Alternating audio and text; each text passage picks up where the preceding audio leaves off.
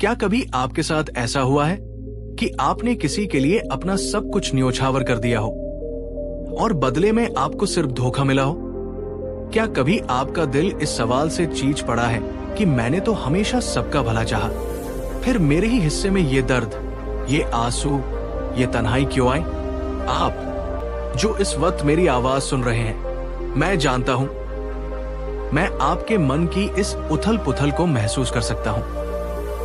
ये सवाल सिर्फ आपका नहीं है, ये हर उस इंसान का है जिसका दिल साफ है, जिसकी आत्मा पवित्र है। आप अकेले नहीं है इस सफर में। नमस्कार दोस्तों, स्वागत नहीं अभिनंदन है आप चैनल बुद्धा ब्लेसिंग इंस्पायर में, क्योंकि स्वागत मेहमानों का होता है, आप हमारे साथ ही हैं। ये सिर्फ एक चैनल नहीं, ये एक यात्रा है, अपने भीतर के बुद्ध को जगाने की यात्रा। ये एक मरहम है जीवन के दिए हर घाव के लिए। आज हम उस सबसे गहरे, सबसे चुभने वाले प्रश्न के सागर में उतरेंगे जिसने युगों युगों से इंसानियत को परेशान किया है। क्यों अच्छे लोगों के साथ ही बुरा होता है? और इसका जो उत्तर तथागत बुद्ध ने दिया, वो आपके होश नहीं, आपकी आत्मा को झकझोर देगा। ये जवाब आपके सोचने का, दुनिया को देखने का और अपने दुखों को महसूस करने का तरीका हमेशा के लिए बदल देगा। तो अपनी आंखें बंद कर लीजिए, एक गहरी सांस लीजिए और मेरे साथ चलिए इस यात्रा पर। मेरे मित्र, जब आप पूछते हैं कि अच्छे लोगों के साथ बुरा क्यों होता है, तो इस प्रश्न में ही 3 भ्रम छिपे हैं। तथागत कहते हैं, सत्य को जानने से पहले भ्रम को पहचानना जरूरी है। पहला भ्रम अच्छा इंसान, दूसरा भ्रम बुरा होना और तीसरा सबसे बड़ा भ्रम उसके साथ होना। आइए इन तीनों भ्रमों के पर्दों को एक एक करके उठाते हैं। पहला भ्रम, अच्छा इंसान कौन है? आप किसे अच्छा इंसान कहते हैं? क्या वो जो रोज मंदिर जाता है, पूजा पाठ करता है, दान पुण्य करता है? क्या वो जो किसी को ऊंची आवाज में जवाब नहीं देता? या वो जो दूसरों की मदद के लिए हमेशा तैयार रहता है? हाँ, ये सब बहुत अच्छे गुण हैं, ये शुभ कर्म है, लेकिन बुद्ध की दृष्टि इससे कहीं ज्यादा गहरी है।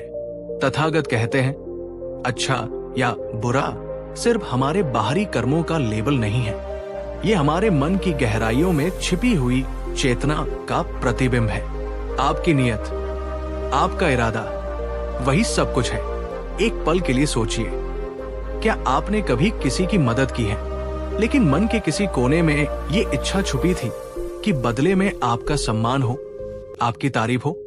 क्या आपने कभी किसी को दान दिया है, लेकिन भीतर एक अहंकार ने जन्म लिया कि मैं कितना बड़ा दानी हूं? क्या आप सच में शांत हैं, या आपने सिर्फ अपने गुस्से को, अपनी नफरत को समाज के डर से अपने अंदर दबा लिया है? मेरे दोस्त, ईमानदारी से खुद से पूछिए, क्या आपका मन पूरी तरह से निर्मल है? क्या उसमें ईर्ष्या, क्रोध, लोभ, मोह, अहंकार का कोई बीज नहीं है? हम सब, आप और मैं, हम सब एक खेत की तरह है, एक ऐसा खेत जिसमें हजारों लाखों जन्मों के बीज पड़े हुए हैं। कुछ बीज मीठे फलों के हैं जो हमने अपने अच्छे कर्मों से बोए थे, लेकिन कुछ बीज कड़वे, जहरीले फलों के भी हैं जो हमने जाने अनजाने में, क्रोध में, अज्ञान में, ईर्ष्या में बो दिए थे। आज आप जो है वो एक अच्छा इंसान है, ये बहुत खुशी की बात है। आप आज आम के मीठे बीज बो रहे हैं, लेकिन हो सकता है आज आपके जीवन में जो कड़वाहट आई है वो उस करेले के बीज का फल हो जो आपने बहुत पहले, शायद पिछले जन्म में या इसी जन्म की किसी भूली बिसरी याद में बो दिया था। कर्म का सिद्धांत कोई अदालत नहीं है जहां एक जज बैठकर फैसला सुनाता है। नहीं, कर्म तो प्रकृति का नियम है, भौतिकी के नियम की तरह। जैसे सेब पेड़ से टूटकर हमेशा नीचे ही गिरता है, वैसे ही हर कर्म अच्छा या बुरा एक दिन आपको मिलेगा ही। कर्म को सिर्फ इस जीवन के 50 से 60 सालों के चश्मे से मत देखिए, ये अनंत जन्मों की एक अविरल धारा है। आज आप जो कष्ट सह रहे हैं वो शायद आपके किसी पुराने ऋण का भुगतान है। उस ऋण को चुकाकर आप हल्के हो रहे हैं, आप शुद्ध हो रहे हैं। इसे सजा मत समझिए, इसे शुद्धि समझिए, इसे एक अवसर समझिए अपने पुराने हिसाब किताब को खत्म करने का। तो पहला सत्य बुद्ध ने बताया, हम जिसे अच्छा इंसान कहते हैं, वो भी कर्मों के एक विशाल बही खाते के साथ यात्रा कर रहा है। आज का अच्छा कर्म भविष्य में मीठा फल देगा, लेकिन अतीत का बुरा कर्म आज कड़वा फल दे सकता है। रुकिए, एक पल रुकिए। जो मैंने अभी कहा, क्या आप उसे महसूस कर पा रहे हैं? क्या आपके जीवन में कभी ऐसा हुआ है कि आपने किसी अनजाने कष्ट को भोगा हो और सोचा हो कि ये मेरे साथ ही क्यों? अगर हाँ, तो कमेंट्स में हाँ मैंने महसूस किया है जरूर लिखिए। मुझे जानना है कि मेरी आवाज आपके दिलों तक पहुंच रही है या नहीं। अब आते हैं दूसरे भ्रम पर, बुरा होना। हम किसे कहते हैं बुरा होना? नौकरी का छूट जाना, किसी रिश्ते का टूट जाना, कोई बीमारी हो जाना या धन की हानि हो जाना। हाँ, ये सब पीड़ादायक है, इनमें दर्द है, वेदना है, लेकिन बुद्ध की दृष्टि में ये बुरा नहीं है। ये सिर्फ घटनाएं हैं, ये सिर्फ ही बदलाव। बुद्ध कहते हैं दुख घटना में नहीं है, दुख उस घटना से आपके जुड़ाव में है। इसे समझिए, ये बहुत गहरा है। नौकरी का जाना दुख नहीं है, उस नौकरी से जुड़ा आपका अहंकार, आपकी सुरक्षा की भावना, आपकी पहचान का छिन जाना दुख है। रिश्ते का टूटना दुख नहीं है, उस इंसान से जुड़ी आपकी उम्मीदें, आपकी आदतें, आपके भविष्य के सपनों का टूटना दुख है। बीमारी दुख नहीं है, स्वस्थ शरीर के साथ आपका जो मोह है, मैं कभी बीमार नहीं पड़ सकता, ये जो आपका भ्रम है, उसका टूटना दुख है। सोचिए, एक सोने का खरा टुकड़ा है, उसे शुद्ध करने के लिए सुनार क्या करता है? उसे आग में तपाता है, हथौड़े से पीटता है। क्या वो सोने के साथ बुरा कर रहा है? नहीं, वो तो सोने में छिपी हुई गंदगी को, खोट को निकालकर उसे और ज्यादा ठालिस और ज्यादा कीमती बना रहा है। मेरे मित्र, जीवन में आने वाले कष्ट, ये तथाकथित बुरी घटनाएं, वो आग है, वो हथौड़ा है। ये आपको तोड़ने नहीं, आपको गढ़ने आती है। ये आपके भीतर छिपे अहंकार, मोह और आसक्ति की खोट को जलाने आती है। जिस इंसान ने कभी दुख नहीं देखा, वो कभी करुणा को नहीं समझ सकता। जिसने कभी असफलता नहीं देखी, वो कभी विनम्रता को नहीं जान सकता। जिसने कभी अकेलापन नहीं सहा, वो कभी अपने भीतर की शक्ति को नहीं पहचान सकता। ये तथाकथित बुरा होना असल में आपके लिए एक आध्यात्मिक उपहार है। ये एक अलार्म है जो आपको नींद से जगाने आया है। ये आपको बता रहा है कि जिन चीजों को तुम स्थायी समझ रहे थे, वो सब अस्थायी है। जिस शरीर पर तुम्हें गुमान था, वो नश्वर है। जिन रिश्तों को तुम अपनी दुनिया समझते थे, वो भी एक दिन बदल जाएंगे। तो क्या है जो स्थायी है? क्या है जो सच है? वो है तुम्हारी चेतना, तुम्हारी जागरूकता, तुम्हारा ज्ञान। जब आपके साथ कुछ बुरा होता है, तो आपके पास दो रास्ते होते हैं। आप चिल्ला सकते हैं, रो सकते हैं, भाग्य को कोस सकते हैं, भगवान से शिकायत कर सकते हैं। ये रास्ता आपको और गहरे दुख के दलदल में धकेल देगा। आप शांत होकर साक्षी भाव से देख सकते हैं। आप पूछ सकते हैं, ये घटना मुझे क्या सिखाने आई है? ये मेरे भीतर के किस मोह को तोड़ने आई है? इस अग्नि में तपकर मैं और कैसे शुद्ध हो सकता हूं? ये दूसरा रास्ता, प्रतिसाद का रास्ता, यही बुद्ध का रास्ता है। यही दुख को ज्ञान में बदलने की कला है। तो दूसरा सत्य बुद्ध ने बताया, जिसे हम बुरा कहते हैं, वो सिर्फ एक घटना है, एक बदलाव है। असली दुख उस घटना से हमारे मोह और जुड़ाव में है। हर बुरी घटना एक आध्यात्मिक शिक्षक है जो हमें जगाने आई है। क्या आप मेरे साथ हैं? क्या ये बातें आपके मन के तारों को झंकृत कर रही हैं? अगर हाँ, तो इस यात्रा को अकेले मत कीजिए। इस वीडियो को लाइक करके मेरा उत्साह बढ़ाइए और इसे अपने उन दोस्तों और परिवार वालों के साथ शेयर कीजिए जो इसी तरह के सवालों से जूझ रहे हैं। ज्ञान बांटने से बढ़ता है, और अगर आप ऐसी ही गहरी शिक्षाओं से जुड़ना चाहते हैं, तो बुद्धा ब्लेसिंग इंस्पायर परिवार का हिस्सा बनिए। चैनल को अभी सब्सक्राइब कीजिए और हाँ, अपनी ऊर्जा और समर्थन दिखाने के लिए कमेंट्स में नमो बुद्धाय लिखना मत भूलिएगा। आपका हर एक नमो बुद्धाय इस मिशन को शक्ति देता है। और अब तीसरा और सबसे गहरा भ्रम, उसके साथ होना। हम कहते हैं अच्छे इंसान के साथ बुरा हुआ। ये के साथ शब्द ही सबसे बड़ा अज्ञान है। बुद्ध कहते हैं कुछ भी आपके साथ नहीं होता, सब कुछ आपके द्वारा होता है या आपके भीतर से होता है। बाहर की दुनिया में जो कुछ भी घट रहा है वो सिर्फ आपके भीतर की दुनिया का एक प्रतिबिंब है। अगर आपके भीतर क्रोध का बीज है तो बाहर की दुनिया आपको ऐसे लोग और परिस्थितियां देगी जो आपके क्रोध को उकसाएंगे, ताकि वो बीज फल बनकर बाहर आ सके और आप उसे देख सकें, पहचान सकें और उससे मुक्त हो सके। अगर आपके भीतर मोह का बीज है तो दुनिया आपको ऐसी चीजें देगी जिनसे आप मोह कर सके, और फिर एक दिन वो चीजें आपसे छीन ली जाएंगी ताकि आप मोह की निरर्थकता को समझ सके। इसे एक उदाहरण से समझिए। आप एक अंधेरे कमरे में बैठे हैं और आपको लगता है कि कमरा खाली है। तभी कोई टॉर्च लेकर आता है और कमरे में रोशनी करता है। रोशनी पड़ते ही आपको दिखता है कि कमरे में तो सांप, बिच्छू, मकड़ियां भरी पड़ी है। अब आप बताइए, क्या वो टॉर्च सांप बिच्छू लेकर आई है? नहीं, सांप बिच्छू तो पहले से ही वहां थे। टॉर्च ने तो सिर्फ उन्हें उजागर किया है। मेरे मित्र, आपके जीवन में आने वाले कष्ट, वो बुरी घटनाएं, वो लोग जिन्होंने आपको धोखा दिया, वो सब उस टॉर्च की तरह हैं।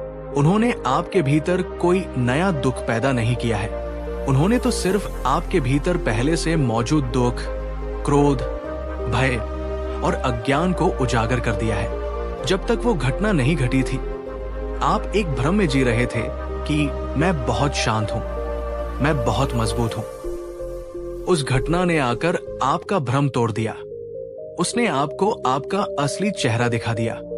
तो आपको उस घटना का, उस व्यक्ति का शुक्रगुजार होना चाहिए।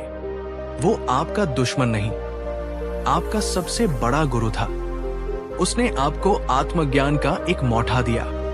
जब तक आप ये मानते रहेंगे कि कोई बाहरी शक्ति या व्यक्ति आपके साथ कुछ कर रहा है, तब तक आप एक पीड़ित बने रहेंगे। आप हमेशा दूसरों को दोष देंगे, भाग्य को कोसेंगे और दुख में डूबे रहेंगे।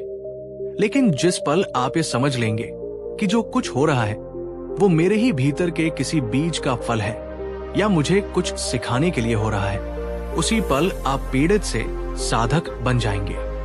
आप अपने जीवन की जिम्मेदारी अपने हाथों में ले लेंगे। आप समझ जाएंगे कि बाहरी परिस्थितियों को बदलना मेरे हाथ में नहीं है, लेकिन उन परिस्थितियों के प्रति अपने मन की स्थिति को बदलना, अपने प्रतिसाद को बदलना पूरी तरह से मेरे हाथ में है। और यही स्वतंत्रता है, यही मुक्ति है, यही बुद्धत्व का सार है। तो तीसरा और अंतिम सत्य बुद्ध ने बताया, कुछ भी हमारे साथ नहीं होता, सब कुछ हमारे भीतर से प्रकट होता है। हर बाहरी घटना हमारे आंतरिक जगत का आईना है, जो हमें खुद को जानने का अवसर देती है। तो मेरे प्रिय मित्र, अगली बार जब आपका मन इस सवाल से बेचैन हो कि अच्छे लोगों के साथ बुरा क्यों होता है, तो बुद्ध की इन 3 सच्चाइयों को याद कीजिएगा। जिसे हम अच्छा कह रहे हैं वो भी अनंत कर्मों का यात्री है। आज का दुख अतीत के किसी बीज का फल हो सकता है।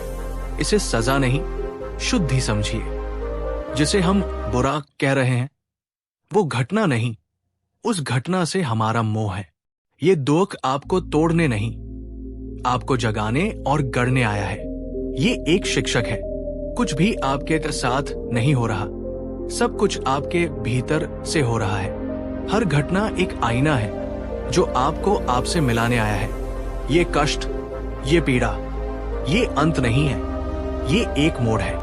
ये एक पड़ाव है जहां आपको रुककर खुद से पूछना है, मैं कौन हूं, मैं यहां क्यों हूं, इस अनुभव से मुझे क्या सीखना है। यही वो प्रश्न है जो आपको सिद्धार्थ से बुद्ध बनने की यात्रा पर ले जाएंगे। लेकिन रुकिए, ये ज्ञान अभी अधूरा है। इन शिक्षाओं को सिर्फ शब्दों में समझना एक बात है और इन्हें अपने जीवन में उतरते हुए देखना, एक कहानी के माध्यम से अपनी आत्मा में महसूस करना बिल्कुल दूसरी बात है। इस ज्ञान को और भी गहराई से समझने के लिए हमें एक कहानी के सागर में उतरना होगा। एक ऐसी कहानी जो आपके मन के हर एक संशय को मिटा देगी। एक ऐसी कहानी जो आपको बताएगी कि कैसे घोर अंधकार से भी परम प्रकाश का जन्म हो सकता है। अब मैं आपको वो कहानी सुनाऊंगा और उस कहानी के बाद ये प्रश्न आपके लिए एक प्रश्न नहीं बल्कि एक उत्तर बन जाएगा। चलिए शुरू करते हैं कहानी। आप एक प्रश्न के दरवाजे पर आकर खड़े हो गए थे। एक ऐसा दरवाजा जिसके पार सिर्फ अंधेरा और चुभन महसूस हो रही थी। वो प्रश्न था, क्यों अच्छे लोगों के साथ ही बुरा होता है? बुद्ध की शिक्षाओं ने हमें 3 रोशनदान दिखाए थे जिससे उस अंधेरे कमरे में थोड़ी रोशनी आई। हमने कर्म के अनंत धागों को समझा, दुख के असली स्वभाव को पहचाना और ये जाना कि कुछ भी हमारे साथ नहीं, हमारे भीतर से ही घटता है। लेकिन ज्ञान, मेरे मित्र, ज्ञान जब तक अनुभव की कसौटी पर खरा न उतरे तब तक सिर्फ एक खूबसूरत शब्द बनकर रह जाता है। आज मैं आपको शब्दों से नहीं, एक इंसान के आंसुओं से, उसके टूटे हुए दिल से और फिर उसी टूटे हुए दिल से निकलती हुई रोशनी से इस सत्य का साक्षात्कार कराऊंगा। तो अपनी दुनिया की सारी चिंताओं को कुछ पल के लिए भूल जाइए और मेरे साथ चलिए हिमालय की तलहटी में बसे एक छोटे से गांव शांतिग्राम में। शांतिग्राम, जैसा नाम वैसा ही गांव। हर सुबह सूरज की पहली किरण जब बर्फीली चोटियों को चूमकर गांव में उतरती तो लगता जैसे स्वर्ग का एक टुकड़ा जमीन पर आ गया हो। इसी गांव में एक शख्स रहता था जिसका नाम था आनंद, और आनंद भी अपने नाम की तरह ही था। दूसरों के चेहरों पर आनंद बिखेरने वाला वो लकड़ी का कारीगर था। नहीं नहीं, कारीगर कहना उसके हुनर की तौहीन होगी। वो लकड़ी का जादूगर था। जब उसके हाथ छेनी हथौड़ी पकड़ते तो बेजान लकड़ी के टुकड़े भी सांस लेने लगते। वो मूर्तियां गढ़ता था, ऐसी मूर्तियां जिन्हें देखकर लगे कि वो अभी आपसे बात करने लगेंगी। उसकी कला में सिर्फ हुनर नहीं था, उसकी रूह थी, उसकी प्रार्थना थी। गांव का हर इंसान आनंद का सम्मान करता था। वो दयालु था, निस्वार्थ था। किसी गरीब के घर बेटी की शादी हो तो आनंद उसके लिए बिना पैसे लिए सबसे खूबसूरत संदूक बना देता। मंदिर में कोई उत्सव हो तो आनंद की गढ़ी हुई देवताओं की मूर्तियां उस उत्सव की शान होती। उसका एक छोटा सा सुखी परिवार था, उसकी पत्नी यशोधरा जो उसके हर सुख दुख की साथी थी, और उसकी 5 साल की बेटी लीला। लीला वो आनंद की दुनिया थी। जब वो काम करके थकता तो लीला की एक मुस्कान उसकी सारी थकान मिटा देती। वो अपनी बेटी के लिए छोटे छोटे लकड़ी के खिलौने बनाता, नाचता हुआ मोर, फुदकती हुई चिड़िया। आनंद को लगता था कि उसने अपने अच्छे कर्मों से एक छोटा सा स्वर्ग अपनी झोपड़ी में बसा लिया है। उसने अपने जीवन की सबसे बड़ी कलाकृति पर काम करना शुरू किया था, बोधिसत्व अवलोकितेश्वर की एक आदमथद मूर्ति। करुणा के सागर बोधिसत्व जो हर प्राणी के दुख को हर लेते हैं। आनंद महीनों तक उस मूर्ति पर काम करता रहा। वो खाता पीता, सोता जागता, बस उसी मूर्ति के त्यालों में रहता। वो लकड़ी पर छेनी नहीं चला रहा था। वो अपनी पूरी श्रद्धा, अपनी पूरी करुणा उस लकड़ी में उंडेल रहा था। जिस दिन वो मूर्ति पूरी हुई, पूरा गांव उसे देखने उमड़ पड़ा। लोगों की आंखें फटी रह गई। उस लकड़ी की मूर्ति में इतनी करुणा थी, इतनी शांति थी कि उसे देखकर कठोर से कठोर हृदय भी पिघल जाए। आंखों में ऐसा लगता जैसे सचमुच के आंसू हैं, हर प्राणी की पीड़ा के लिए। होठों पर एक ऐसी सौम्य मुस्कान थी जो कहती हो, डरो मत, मैं तुम्हारे साथ हूं। आनंद की ख्याति दूर दूर तक फैल गई। लोग कहते, आनंद के हाथों में स्वयं ईश्वर का वास है। यही वो बिंदु है जहां आप और मैं खड़े हैं। आनंद एक अच्छा इंसान है ना? उसने कभी किसी का बुरा नहीं किया। वो सबका भला करता है। वो एक महान कलाकार है, एक प्यार करने वाला पिता और पति है। उसके जीवन में सब कुछ उत्तम है, लेकिन कर्म का पहिया, मेरे दोस्त, वो किसी के लिए नहीं रुकता। और ईर्ष्या का सांप, वो सबसे खूबसूरत बगीचों में ही अपना बिल बनाता है। उसी गांव में एक और कारीगर था, देवदत्त। वो भी लकड़ी का काम करता था, पर उसके काम में हुनर तो था, आत्मा नहीं थी। जब भी कोई आनंद की तारीफ करता, देवदत्त का दिल जलकर राख हो जाता। आनंद की ख्याति उसके अहंकार पर हर रोज एक नए हथौड़े की तरह पड़ती थी। वो आनंद से नफरत करता था, एक ऐसी नफरत जो उसके अंदर ही अंदर घुटती रहती थी। और फिर एक रात शांति ग्राम पर तहर बनकर टूटी। अगली सुबह जब आनंद अपनी कार्यशाला में गया तो उसके पैरों तले से जमीन खिसक गई। मूर्ति, बोधिसत्व की वो अद्भुत मूर्ति, वहां नहीं थी। किसी ने उसे रात के अंधेरे में चुरा लिया था। आनंद की दुनिया एक पल में उजड़ गई। वो सिर्फ एक मूर्ति नहीं थी, वो उसकी आत्मा का टुकड़ा था, उसकी सालों की प्रार्थना थी, उसका सबसे बड़ा सपना था। वो जमीन पर गिरकर ऐसे रोने लगा जैसे किसी ने उसकी संतान छीन ली हो। यशोधरा ने उसे संभाला। पूरा गांव इकट्ठा हो गया। सबने अफसोस जताया, लेकिन चोर का कुछ पता नहीं चला। क्या आप उस दर्द को महसूस कर पा रहे हैं? एक कलाकार के लिए उसकी कला का ऐसा अपमान, एक अच्छे इंसान के साथ पहला बुरा हुआ। आनंद के दिल में पहली बार वो सवाल उठा जो आज हमारा विषय है, मैंने तो किसी का बुरा नहीं किया, फिर मेरे साथ ऐसा क्यों हुआ? मेरी ही सबसे प्यारी चीज मुझसे क्यों छीन ली गई? वो हफ्तों तक गुमसुम रहा। उसके हाथों ने छेनी हथौड़ी उठाने से इनकार कर दिया। उसकी आंखों की चमक कहीं खो गई थी। लेकिन ये तो सिर्फ शुरुआत थी। ये तो उस तूफान की पहली लहर थी जिसे अभी पूरे गांव को निगलना था। मूर्ति चोरी होने के कुछ ही हफ्तों बाद लीला, आनंद की हंसती खेलती बेटी, बीमार पड़ गई। पहले हल्का बुआर आया जो फिर कभी उतरा ही नहीं। गांव के वैद्य ने हर जड़ी बूटी आजमा ली, लेकिन लीला की हालत बिगड़ती चली गई। उसका हंसता मुस्कुराता चेहरा पीला पड़ गया, उसकी चमकती हुई आंखें निढाल हो गई। वो बस बिस्तर पर पड़ी रहती, कमजोर आवाज में अपने पिता को पुकारती। अब आनंद का दर्द 100 गुना बढ़ गया। मूर्ति का धम उसे भूल गया। अब उसकी दुनिया सिर्फ लीला के मुरझाते हुए चेहरे तक सिमट कर रह गई थी। वो रात रात भर अपनी बेटी के सिरहाने बैठा रहता, उसके माथे पर ठंडे पानी की पट्टियां रखता और ऊपर वाले से रो रो कर सिर्फ एक ही भीख मांगता, मेरी बेटी को ठीक कर दो, मेरे सारे पुण्य ले लो, मेरी उम्र ले लो, पर मेरी बच्ची को लौटा दो। लेकिन प्रार्थनाएं अनसुनी हो रही थी। लीला की हालत और नराब होती जा रही थी। यशोधरा के आंसू सूख चुके थे, वो पत्थर की मूरत बन गई थी। आनंद, जो दूसरों को आनंद देता था, आज दुख के अथाह सागर में डूब रहा था। और तभी देवदत्त का जहर गांव में फैलना शुरू हुआ। उसने लोगों के कानों में फुसफुसाना शुरू किया, ये सब आनंद के कारण हो रहा है। उसने बोधिसत्व की मूर्ति बनाई और अपने अहंकार में उसे बेचने का सौदा कर लिया था। देवता उससे नाराज हो गए हैं, इसीलिए उन्होंने मूर्ति को गायब कर दिया और उसकी बेटी को सजा दी है।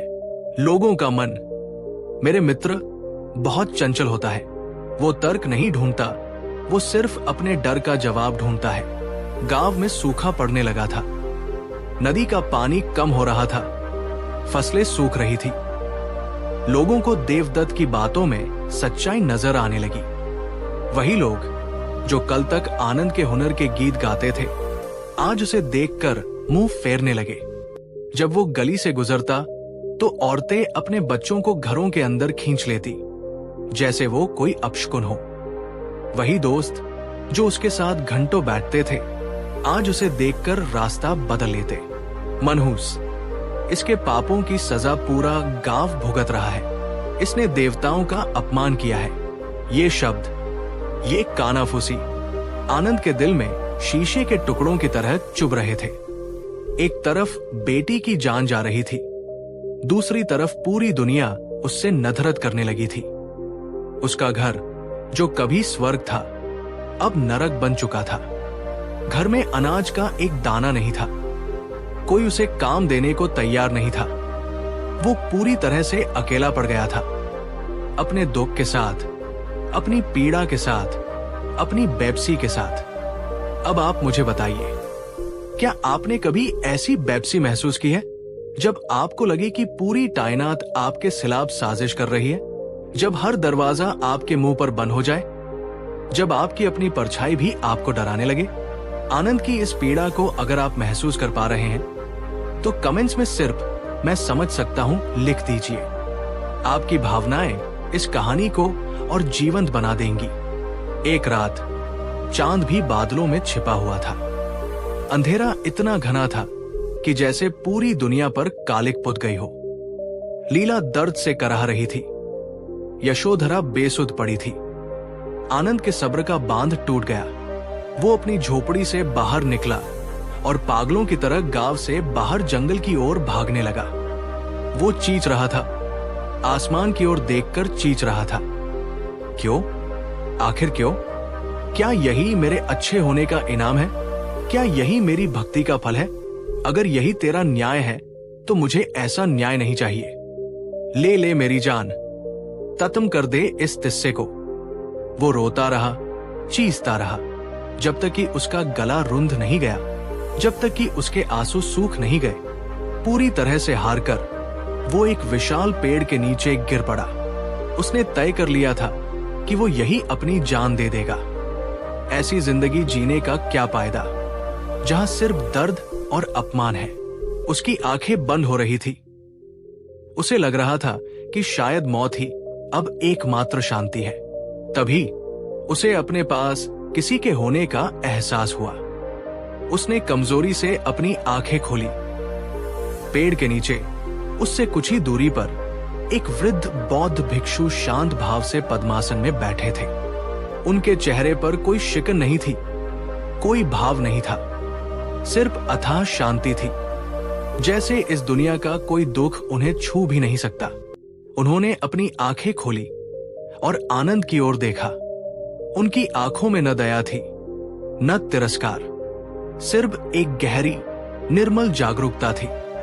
आनंद को लगा जैसे वो आंखें उसके आर पार देख रही हों, उसकी आत्मा की गहराइयों में उतर रही हों। भिक्षु ने बहुत ही शांत और मधुर स्वर में पूछा, क्यों भाग रहे हो पुत्र? आनंद के अंदर का सारा लावा फिर से फट पड़ा। वो बोला, आप मुझे पुत्र कहते हैं? मैं अभागा हूं। मुझसे ज्यादा बदसीब इस दुनिया में कोई नहीं। मेरी कला मुझसे छिन गई। मेरी बेटी मौत के दरवाजे पर है। मेरा पूरा गांव मुझसे नफरत करता है और आप पूछते हैं कि मैं क्यों भाग रहा हूं।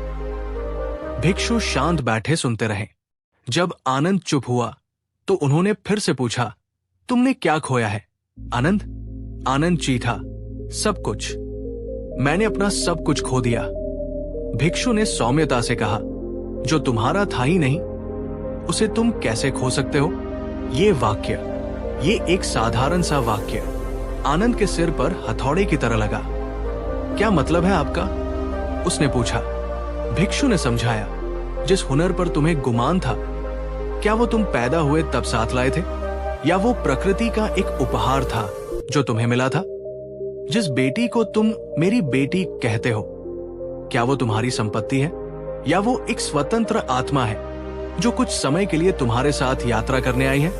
जिस सम्मान को तुम मेरा सम्मान कहते थे, क्या वो लोगों की बदलती हुई सोच का प्रतिबिंब नहीं था, जो आज है और कल नहीं? आनंद स्तब्ध रह गया। उसने आज तक इस तरह से कभी नहीं सोचा था। भिक्षु ने आगे कहा, तुम दुख में नहीं हो आनंद, तुम एक भ्रम में हो। तुम उन चीजों को पकड़कर बैठे हो जो स्वभाव से ही अस्थायी है, बदलने वाली है। तुम्हारा दुख घटना में नहीं है।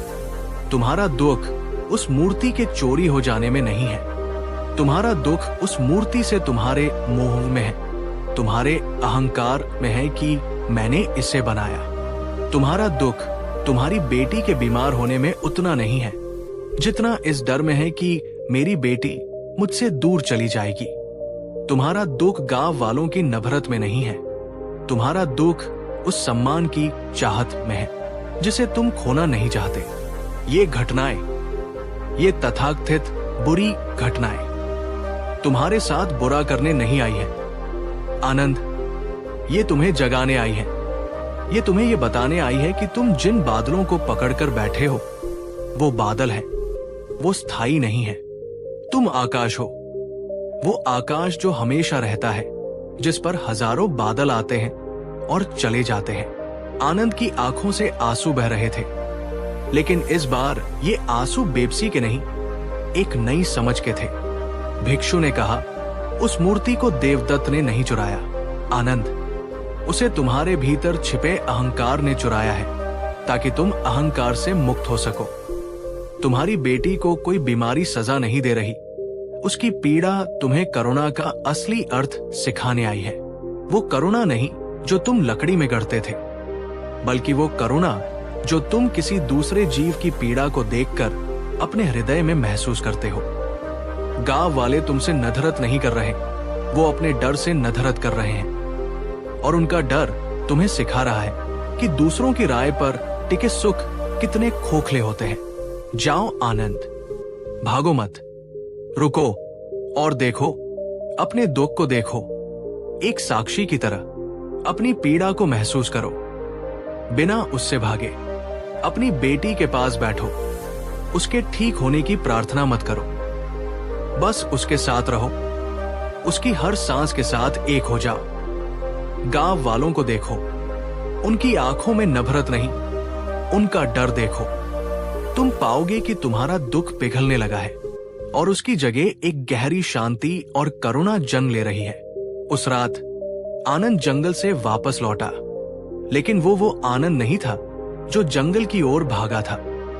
उसका शरीर वही था, लेकिन उसकी आत्मा बदल चुकी थी। वो एक हारा हुआ, टूटा हुआ इंसान नहीं था, वो एक साधक था जो अपने जीवन की सबसे बड़ी सच्चाई के दरवाजे पर खड़ा था। वो अपनी झोपड़ी में गया। यशोधरा सो रही थी, लीला दर्द में भी हल्की हल्की सांसें ले रही थी। आनंद उसके पास बैठ गया। उसने आंखें बंद की और पहली बार उसने सिर्फ देखा। उसने अपने भीतर उठते हुए दर्द को देखा, अपनी बेबसी को देखा, अपने डर को देखा, जैसे कोई इंसान नदी के किनारे बैठकर बहते हुए पानी को देखता है। वो दर्द में डूबा नहीं, वो दर्द का दृष्टा बन गया। घंटे बीत गए, सूरज निकलने वाला था।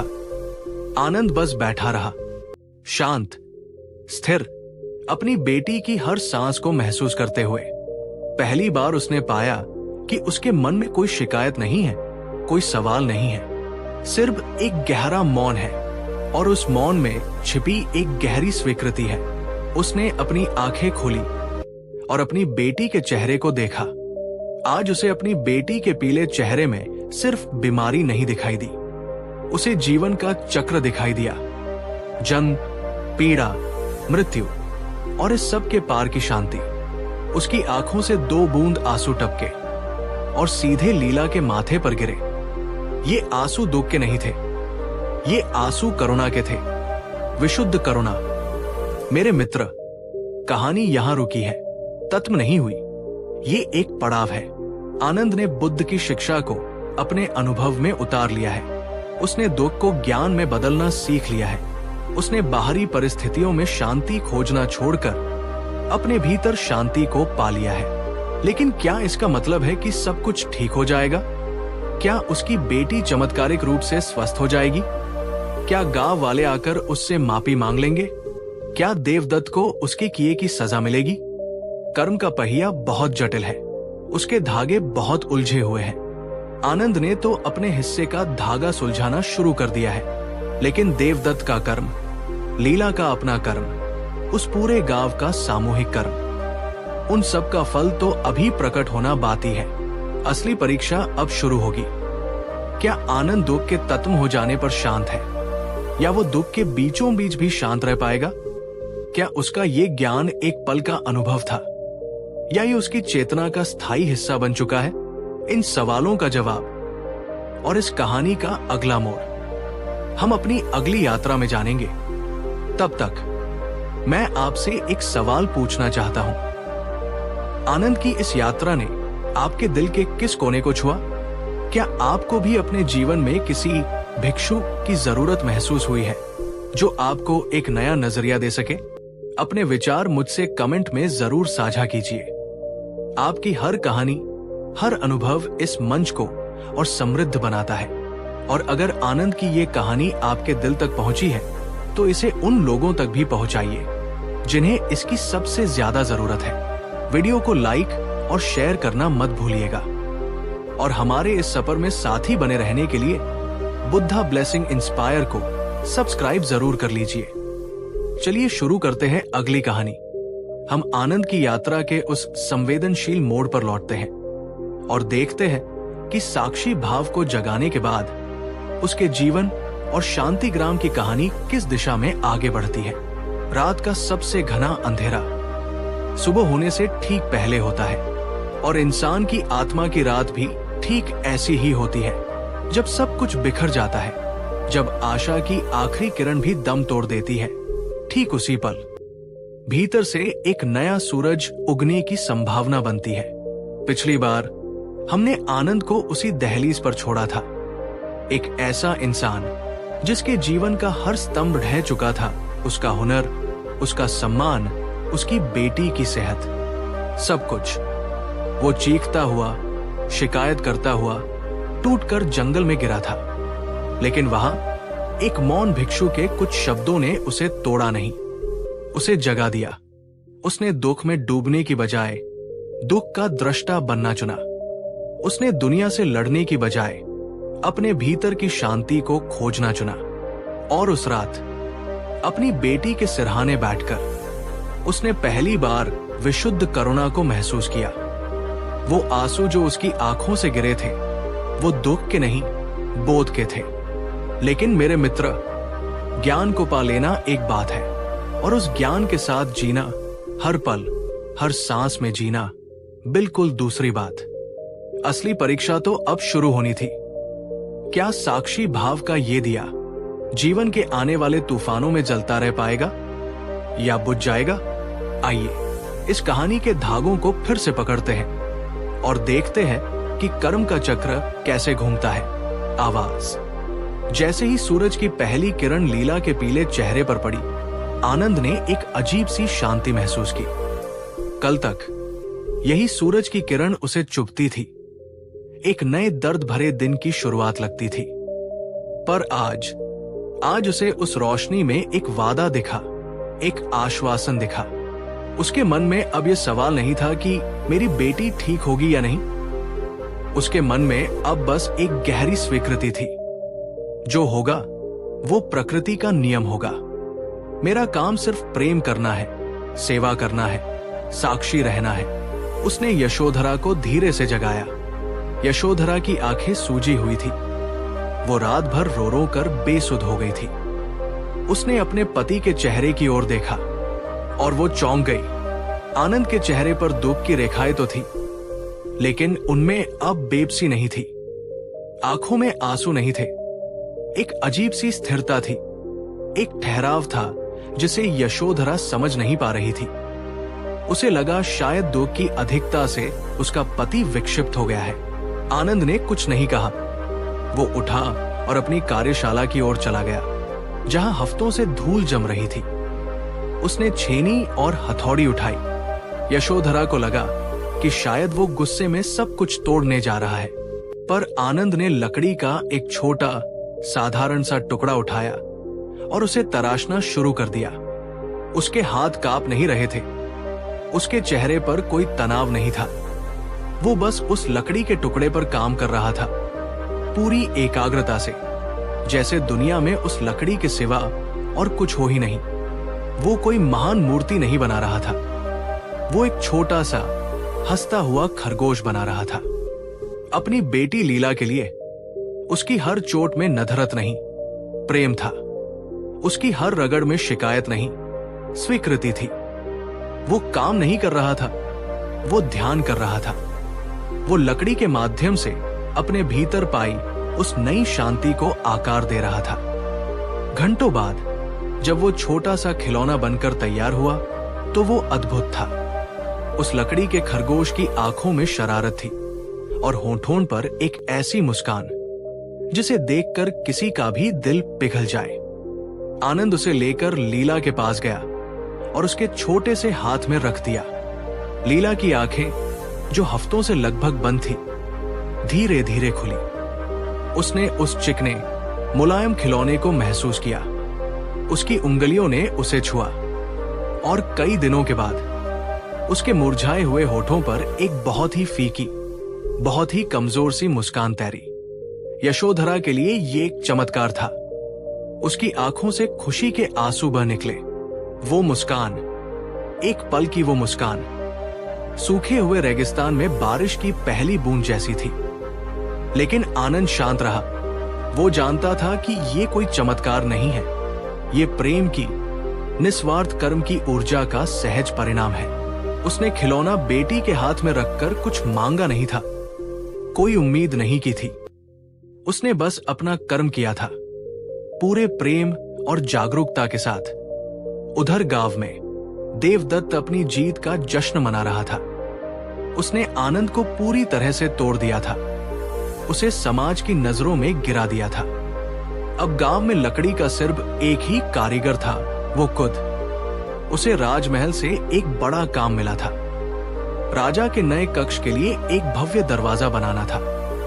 देवदत्त अपनी पूरी शान के साथ उस काम में जुट गया। उसने सबसे कीमती लकड़ी मंगवाई और उस पर नक्काशी शुरू की। लेकिन एक अजीब बात होने लगी। वो जितनी भी कोशिश करता, उसके हाथ उसका साथ नहीं देते। उसकी छेनी बार बार फिसल जाती। जो डिजाइन वो सोचता, वो लकड़ी पर उतर ही नहीं पाता। उसकी बनाई हुई आकृतियों में सुंदरता नहीं, एक अजीब सी कठोरता, एक अहंकार झलकता। लकड़ी जो आनंद के हाथों में मोम की तरह पिघल जाती थी, देवदत्त के हाथों में पत्थर की तरह बन गई थी। वो झुंझलाने लगा। वो अपने सहायकों पर चीखता, लकड़ी को कोसता। उसकी रातों की नींद हराम हो गई। जिस काम को वो अपनी सबसे बड़ी उपलब्धि बनाना चाहता था, वही काम उसके लिए एक दुस्वप्न बनता जा रहा था।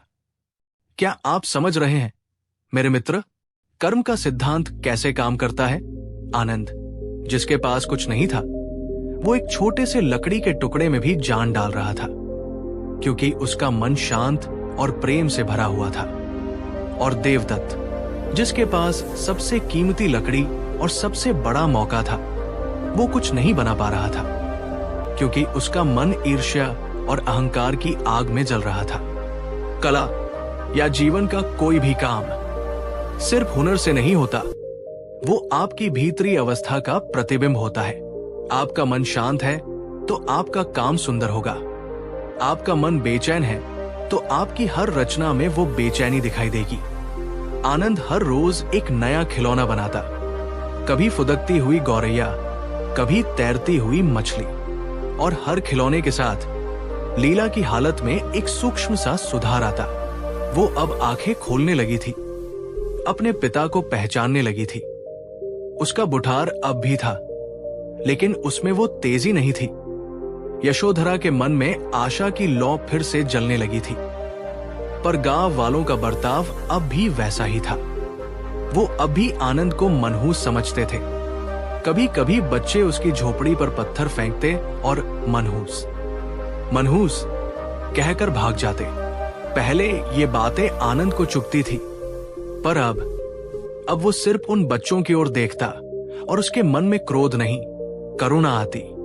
वो सोचता, ये बच्चे नहीं, इनका डर पत्थर फेंक रहा है, ये अज्ञानी है, इन्हें क्षमा करना चाहिए। एक दिन जब वो अपनी झोपड़ी के बाहर बैठा एक खिलौना बना रहा था, गांव के मुखिया का बेटा, जो अक्सर उसे परेशान करता था, दौड़ते हुए आया और उसका बनाया हुआ एक सुंदर सा लकड़ी का हाथी छीनकर भागने लगा। भागते भागते उसका पैर एक पत्थर से टकराया और वो बुरी तरह गिर पड़ा। उसके घुटने से खून बहने लगा और वो जोर जोर से रोने लगा। एक पल को आनंद के मन में विचार आया, अच्छा हुआ, इसे इसके कर्मों का फल मिला। लेकिन अगला ही पल भिक्षु के शब्द उसके कानों में गूंजे, साक्षी बनो, करुणा करो। उसके भीतर का पुराना आनंद और नया आनंद आपस में लड़ रहे थे। एक कह रहा था, छोड़ दो इसे, ये इसी लायक है। दूसरा कह रहा था, नहीं, ये एक बच्चा है जो दर्द में है। और दूसरे आनंद की जीत हुई। वो उठा, अपनी झोपड़ी में गया, एक साफ कपड़ा और जड़ी बूटियों का लेप लेकर आया। उसने उस बच्चे को उठाया, उसे प्यार से चुप कराया, उसके घाव को साफ किया और उस पर लेप लगाकर पट्टी बांध दी। लड़का हैरान था। वो उस आदमी से मदद की उम्मीद बिल्कुल नहीं कर रहा था, जिसे वो रोज पत्थर मारता था। उसकी आंखों में नजरत की जगह अब शर्मिंदगी और आश्चर्य था। आनंद ने पट्टी बांधकर उसकी पीठ थपथपाई और कहा, जाओ बेटा, अब ध्यान से चलना। उस बच्चे ने कुछ नहीं कहा। वो बस खड़ा होकर आनंद को देखता रहा और फिर चुपचाप अपने घर की ओर चला गया। मेरे दोस्त, क्या आपने उस पल की शक्ति को महसूस किया, जब आप अपने सबसे बड़े दुश्मन के दर्द में भी उसका भला सोचते हैं? जब आप प्रतिक्रिया नहीं, प्रतिसाद करते हैं, उसी पल आप कर्म के एक पूरे चक्र को तोड़ देते हैं। उस एक पल की करुणा में हजारों यज्ञों की शक्ति होती है। उस बच्चे ने घर जाकर जो बताया, उसने गांव में पहली बार एक अलग तरह की हलचल पैदा की। कुछ लोगों ने कहा कि आनंद ढोंग कर रहा है, दूसरों को अच्छा दिखने की कोशिश कर रहा है। लेकिन कुछ लोगों के मन में पहली बार एक शक का बीज पड़ा। क्या हम सच में सही है? क्या वो आदमी सच में इतना बुरा हो सकता है, जो अपने ऊपर पत्थर फेंकने वाले बच्चे का भी इलाज करे? विचार की एक छोटी सी लहर उठ चुकी थी। उधर राजमहल में देवदत्त का दरवाजा लगभग बनकर तैयार था, पर वो अधूरा था। दरवाजे के बीच में उसे कमल के फूलों का एक गुच्छा उकेरना था, जो शांति और पवित्रता का प्रतीक था। पर वो जितनी बार भी कोशिश करता, वो कमल नहीं बना पाता। उसके बनाए हुए फूल मुरझाए हुए, बेजान लगते थे। राजा के आने का दिन करीब आ रहा था और देवदत्त का दिमागी संतुलन बिगड़ने लगा था। एक रात हताशा और गुस्से में उसने अपनी सबसे तेज छेनी उठाई और उस अधबने कमल पर पूरी ताकत से वार कर दिया। छेनी लकड़ी से फिसली और सीधा उसके दाहिने हाथ की उंगलियों पर जा लगी। एक चीज के साथ उसका हाथ लहूलुहान हो गया। उसकी 2 उंगलियां लगभग कट चुकी थी।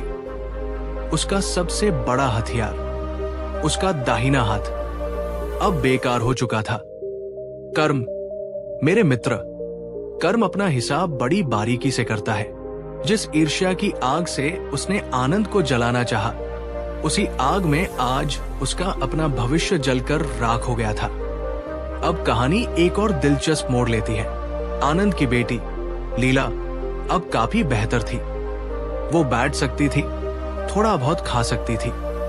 आनंद के निस्वार्थ प्रेम और सेवा ने प्रकृति को अपना काम करने का स्थान दिया था। एक सुबह गांव का मुखिया, जिसका बेटा घायल हुआ था, झिझकते हुए आनंद की झोपड़ी पर आया। उसके हाथ में फलों की एक टोकरी थी। उसने वो टोकरी आनंद को दी और कहा, आनंद, मुझे नहीं पता कि सच क्या है और झूठ क्या, पर मेरे बेटे ने मुझे जो बताया, उसके बाद मैं तुम्हें मनहूस नहीं मान सकता। मेरी बेटी की अगले महीने शादी है। क्या तुम उसके लिए एक संदूक बना दोगे? आनंद की आंखों में आंसू आ गए। हफ्तों के अपमान और अकेलेपन के बाद ये शब्द अमृत की तरह थे। लेकिन ये खुशी के आंसू नहीं थे, ये कृतज्ञता के आंसू थे। उसने मुखिया की ओर देखा और मुस्कुराकर कहा, जरूर, ये मेरा सौभाग्य होगा। ये खबर गांव में आग की तरह फैल गई। अगर मुखिया ने आनंद को काम दिया है, तो इसका मतलब है कि वो अपशकुनी नहीं है। धीरे धीरे एक एक करके लोग आनंद के पास वापस आने लगे। कोई टूटी हुई कुर्सी ठीक करवाने, तो कोई खेत के लिए हल बनवाने। आनंद ने किसी को मना नहीं किया। उसने हर काम को उसी शांति और एकाग्रता से किया जैसे वो करता आया था। उसने पैसे नहीं मांगे। कोई जो कुछ भी दे देता वो खुशी से रख लेता। उसकी जरूरतें अब बहुत कम हो गई थी। उसे अब बड़े कामों का, ख्याति का कोई लोभ नहीं था। उसे तो बस अपने काम में, अपनी सेवा में आनंद मिल रहा था। और फिर वो रात आई जिसने सारी सच्चाई को शीशे की तरह साफ कर दिया। गांव के बाहर, जंगल के पास, जहां कूड़ा फेंका जाता था, कुछ लड़कों ने ठंड से बचने के लिए आग जलाई। आग की लपटें जब तेज हुई तो उन्होंने पास पड़े एक बड़े से कपड़े में लिपटे ढेर को भी आग में धकेल दिया। जैसे ही कपड़े ने आग पकड़ी, एक अद्भुत दृश्य प्रकट हुआ। कपड़े के भीतर बोधिसत्व की वही मूर्ति थी जिसे देवदत्त ने चुराकर वहां छिपा दिया था। आग की लपटें उस मूर्ति को जलाने की बजाय उसे और प्रकाशित कर रही थी। सोने का पानी चढ़ी वो मूर्ति आग की रोशनी में दमक रही थी और उसकी आंखों से जैसे करुणा की धाराएं बह रही थी। लड़के डरकर गांव की ओर भागे और सबको बताया। पूरा गांव मशाले लेकर उस जगह पर उमड़ पड़ा और जब उन्होंने आग की लपटों के बीच उस दिव्य मूर्ति को देखा तो सबके मुंह से सिर्फ एक ही शब्द निकला, चमत्कार। उन्हें अपनी तलती का एहसास हुआ। उन्हें समझ आया कि देवता आनंद से नाराज नहीं थे, वो तो उसकी रक्षा कर रहे थे। उन्हें देवदत्त का पूरा षड्यंत्र समझ आ गया। भीड़ गुस्से में देवदत्त के घर की ओर दौड़ी, लेकिन जब वो वहां पहुंचे तो उन्होंने देखा कि देवदत्त अपनी झोपड़ी में बैठा अपने कटे हुए हाथ को देखकर रो रहा था। उसकी आंखों में अहंकार नहीं, सिर्फ पीड़ा और पछतावा था। उसे देखकर भीड़ का गुस्सा भी शांत हो गया। उन्हें समझ आ गया कि कर्म ने अपना फैसला सुना दिया है। लोग उस मूर्ति को बड़े सम्मान के साथ उठाकर लाए और उसे गांव के मंदिर में स्थापित किया। उन्होंने आनंद से आकर माफी मांगी। मुखिया ने सबके सामने हाथ जोड़कर कहा, आनंद, हम अज्ञानी थे, हमने तुम्हारा बहुत अपमान किया, हमें माफ कर दो। ये कहानी का सबसे महत्वपूर्ण क्षण है, ध्यान से सुनिएगा। आनंद ने सबको देखा। उसके चेहरे पर न जीत का भाव था, न अहंकार। उसने बस मुस्कुराकर कहा, माफी क्यों मांग रहे हैं? आपने मुझे वो सिखाया जो मैं अपनी पूरी जिंदगी में नहीं सीख पाता। आपने मुझे मेरे अहंकार से मिलवाया। आपने मुझे दूसरों की राय से मुक्त होना सिखाया।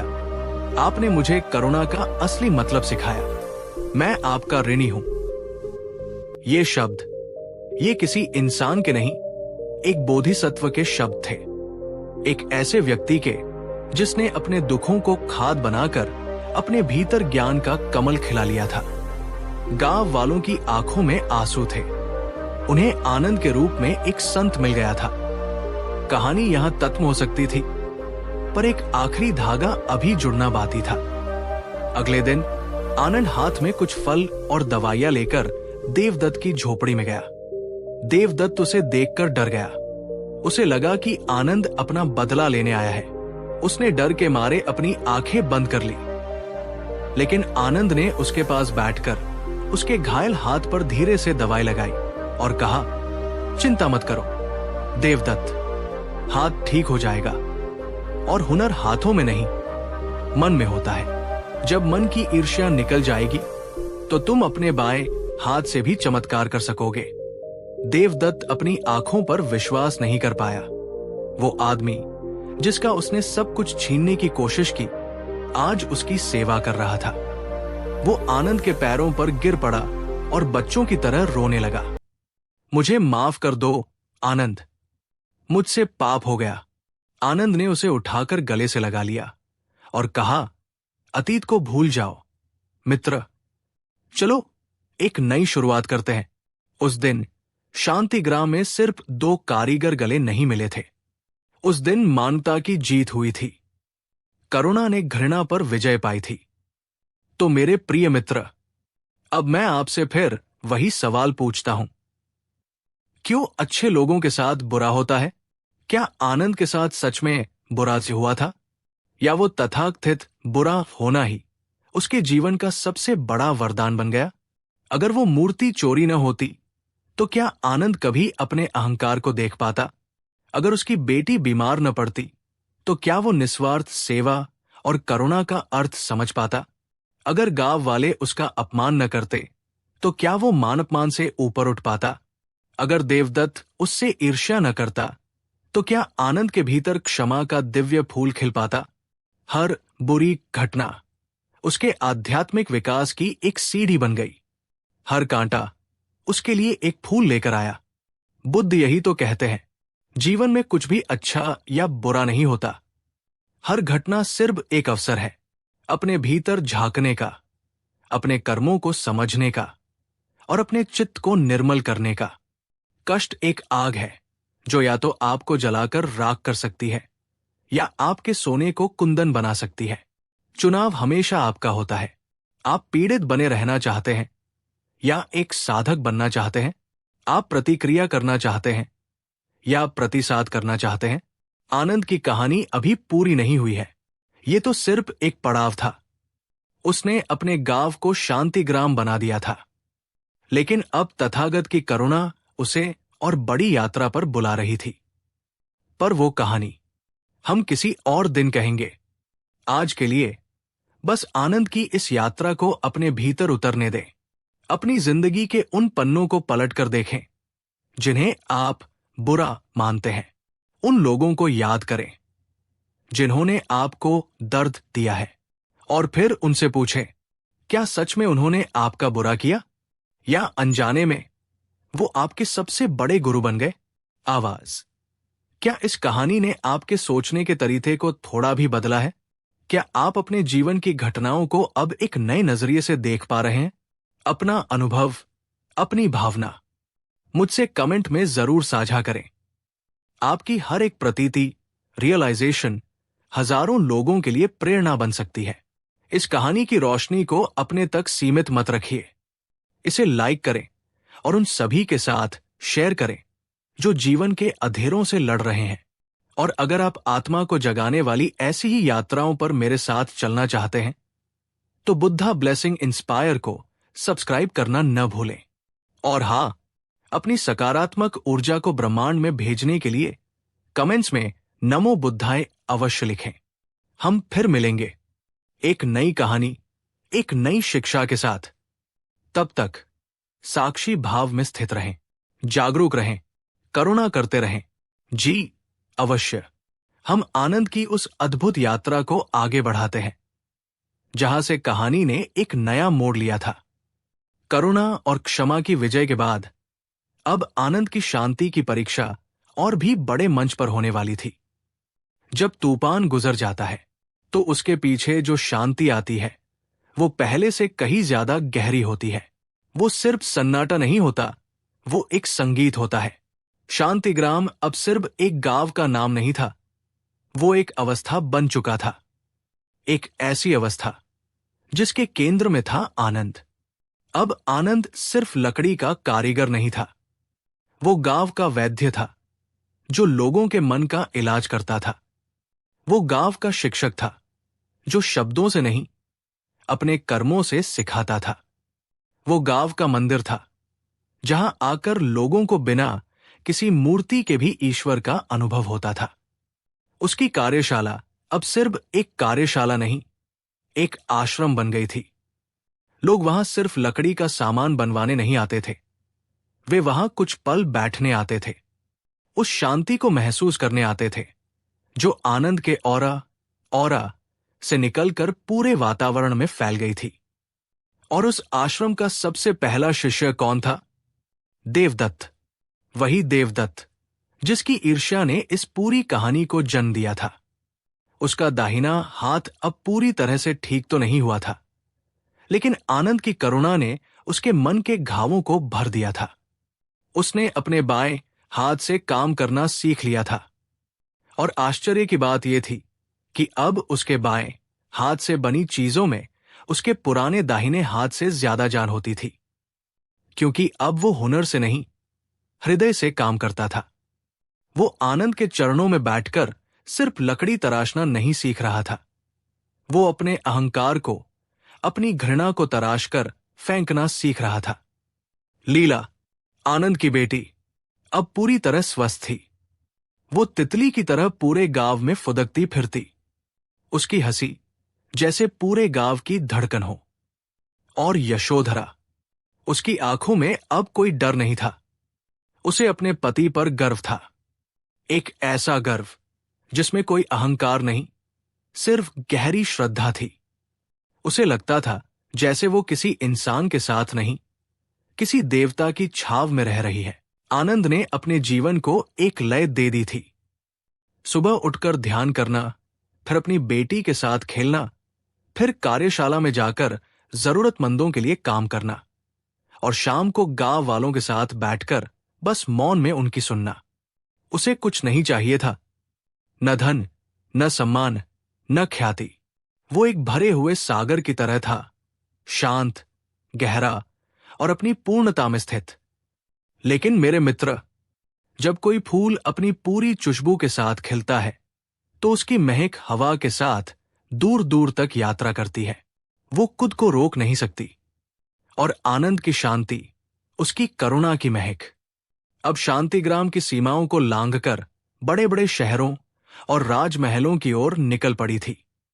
वो कहानी, आग में दमकते हुए बोधिसत्व की कहानी, एक चमत्कार की तरह पूरे मगध साम्राज्य में फैल गई थी।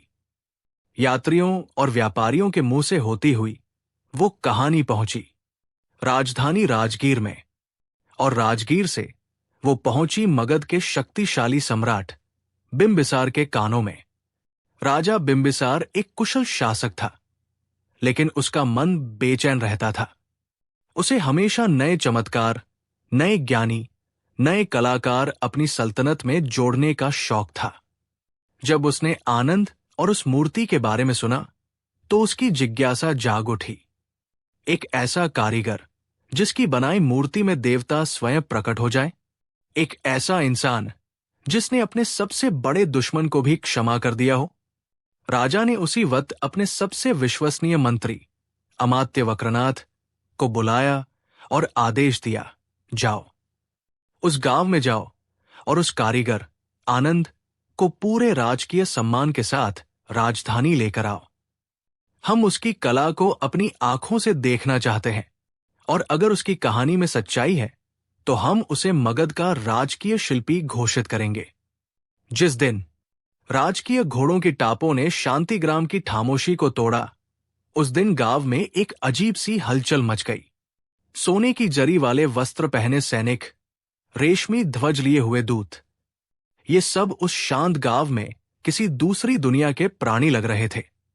जब शाही दूत ने आकर राजा का संदेश सुनाया तो पूरे गांव में खुशी की लहर दौड़ गई।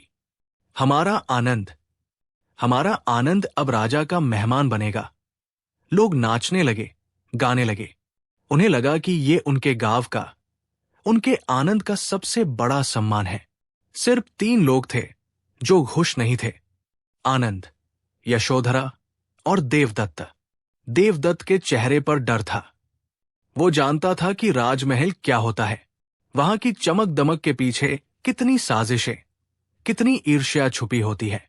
उसे डर था कि आनंद की सरलता, उसकी पवित्रता उस नागों के बिल में कैसे बच पाएगी। यशोधरा के दिल में वो पुराना डर लौट आया था।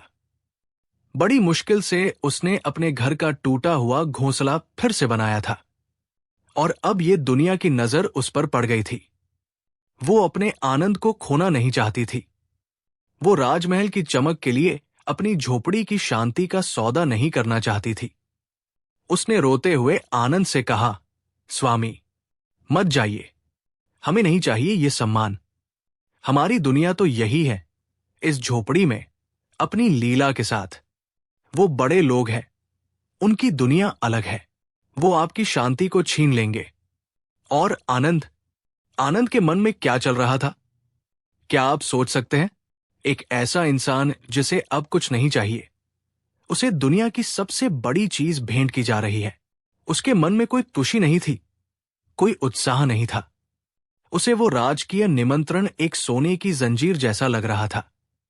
उसका मन कह रहा था, मना कर दो, यही रहो, यही तुम्हारी शांति है। लेकिन तभी उसके भीतर से एक और आवाज आई, वही भिक्षु की शांत आवाज। क्या ये शांति है, आनंद? या ये भी एक तरह का मोह है? शांतिग्राम से मोह, अपनी इस सरल जिंदगी से मोह, अपनी इस बनाई हुई आरामदायक दुनिया से मोह। क्या तुम्हारी करुणा सिर्फ इस गांव के लिए है? क्या दुनिया के दूसरे कोनों में दुखी और बेचैन लोग नहीं हैं? राजा भी तो एक इंसान है, जो शायद अपनी सत्ता के शिखर पर अकेला और अशांत हो। भागना समाधान नहीं है, आनंद। साक्षी बनो। देखो, ये परिस्थिति तुम्हें क्या सिखाने आई है। आनंद एक गहरी दुविधा में था। एक तरफ पत्नी के आंसू और अपने मन का सुकून था, दूसरी तरफ एक गहरा कर्तव्य बोध और अपनी साधना को परखने का एक बड़ा अवसर। क्या आप उसकी दुविधा को महसूस कर सकते हैं? कभी कभी जीवन हमें ऐसे ही दोराहे पर लाकर खड़ा कर देता है, जहां दोनों रास्ते सही लगते हैं और दोनों ही मुश्किल। अगर आपके जीवन में कभी ऐसा पल आया है, तो कमेंट्स में "मैं उस दुविधा को जानता हूं" जरूर लिखिएगा। उस रात आनंद सो नहीं पाया। वो अपनी कार्यशाला में बोधिसत्व की उस छोटी सी प्रतिकृति के सामने बैठा रहा, जिसे उसने बाद में बनाया था। वो बस देखता रहा और अपने भीतर उठते हर विचार को, हर डर को, हर मोह को देखता रहा। सुबह जब वो उठा, तो उसका मन शांत था। उसने अपना निर्णय ले लिया था। उसने यशोधरा का हाथ पकड़कर कहा, "देवी, मुझे जाना होगा। इसलिए नहीं कि मुझे राजा का सम्मान चाहिए, बल्कि इसलिए कि शायद राजा को मेरी जरूरत है और मुझे भी इस परीक्षा की जरूरत है। अगर मेरी शांति इतनी कमजोर है कि राजमहल की हवा से बिखर जाए, तो वो शांति नहीं, सिर्फ एक भ्रम था। और अगर वो सच्ची है, तो उसे कोई नहीं छीन सकता। तुम लीला का ध्यान रखना। मैं बस सत्य की खोज में जा रहा हूं और जल्द लौट आऊंगा।" यशोधरा कुछ न कह सकी। उसने अपने पति की आंखों में वो दृढ़ता देखी, जिसे वो पहचानती थी। उसने आंसू पोंछकर उसके माथे पर तिलक लगाया और उसे विदा किया। पूरा गांव उसे छोड़ने आया था। उनकी आंखों में गर्व और बिछड़ने का घम दोनों थे। आनंद शाही रथ पर सवार हुआ और राजगीर की ओर चल पड़ा। जैसे जैसे उसका गांव पीछे छूटता जा रहा था, उसे लग रहा था जैसे वो अपनी त्वचा का एक हिस्सा पीछे छोड़कर जा रहा है। सफर कई दिनों का था। रास्ते में आनंद ने वो दुनिया देखी जो शांतिग्राम से बहुत अलग थी। उसने अत्यधिक तरीबी देखी, जहां लोग एक रोटी के लिए लड़ रहे थे। उसने सामंतों का अहंकार देखा, जो अपने रथ के नीचे आने वाले किसी भी गरीब की परवाह नहीं करते थे। उसने बीमार और लाचार लोगों को सड़कों पर पड़े देखा। उसका हृदय करुणा से भर गया। उसे समझ आया कि उसका गांव तो एक छोटा सा द्वीप था, जबकि दुख का सागर तो चारों ओर फैला हुआ था। उसका अपना दुख कितना छोटा था इस विशाल पीड़ा के सामने। हर पड़ाव पर वो रथ से उतरता, किसी बीमार बच्चे के सिर पर हाथ फेरता, किसी भूखे को अपनी रोटी से आधा हिस्सा दे देता, किसी रोते हुए को देखकर बस उसके पास चुपचाप बैठ जाता।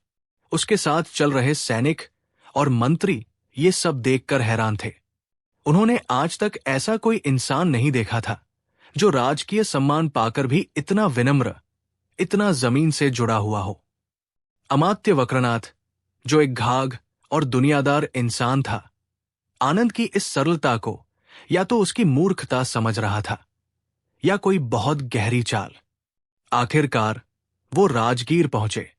जैसे ही उन्होंने राजधानी में प्रवेश किया, शांतिग्राम का शांत संगीत जैसे एक कोलाहल में खो गया। हजारों लोगों की भीड़, घोड़ों और रथों की आवाज, बाजारों का शोर।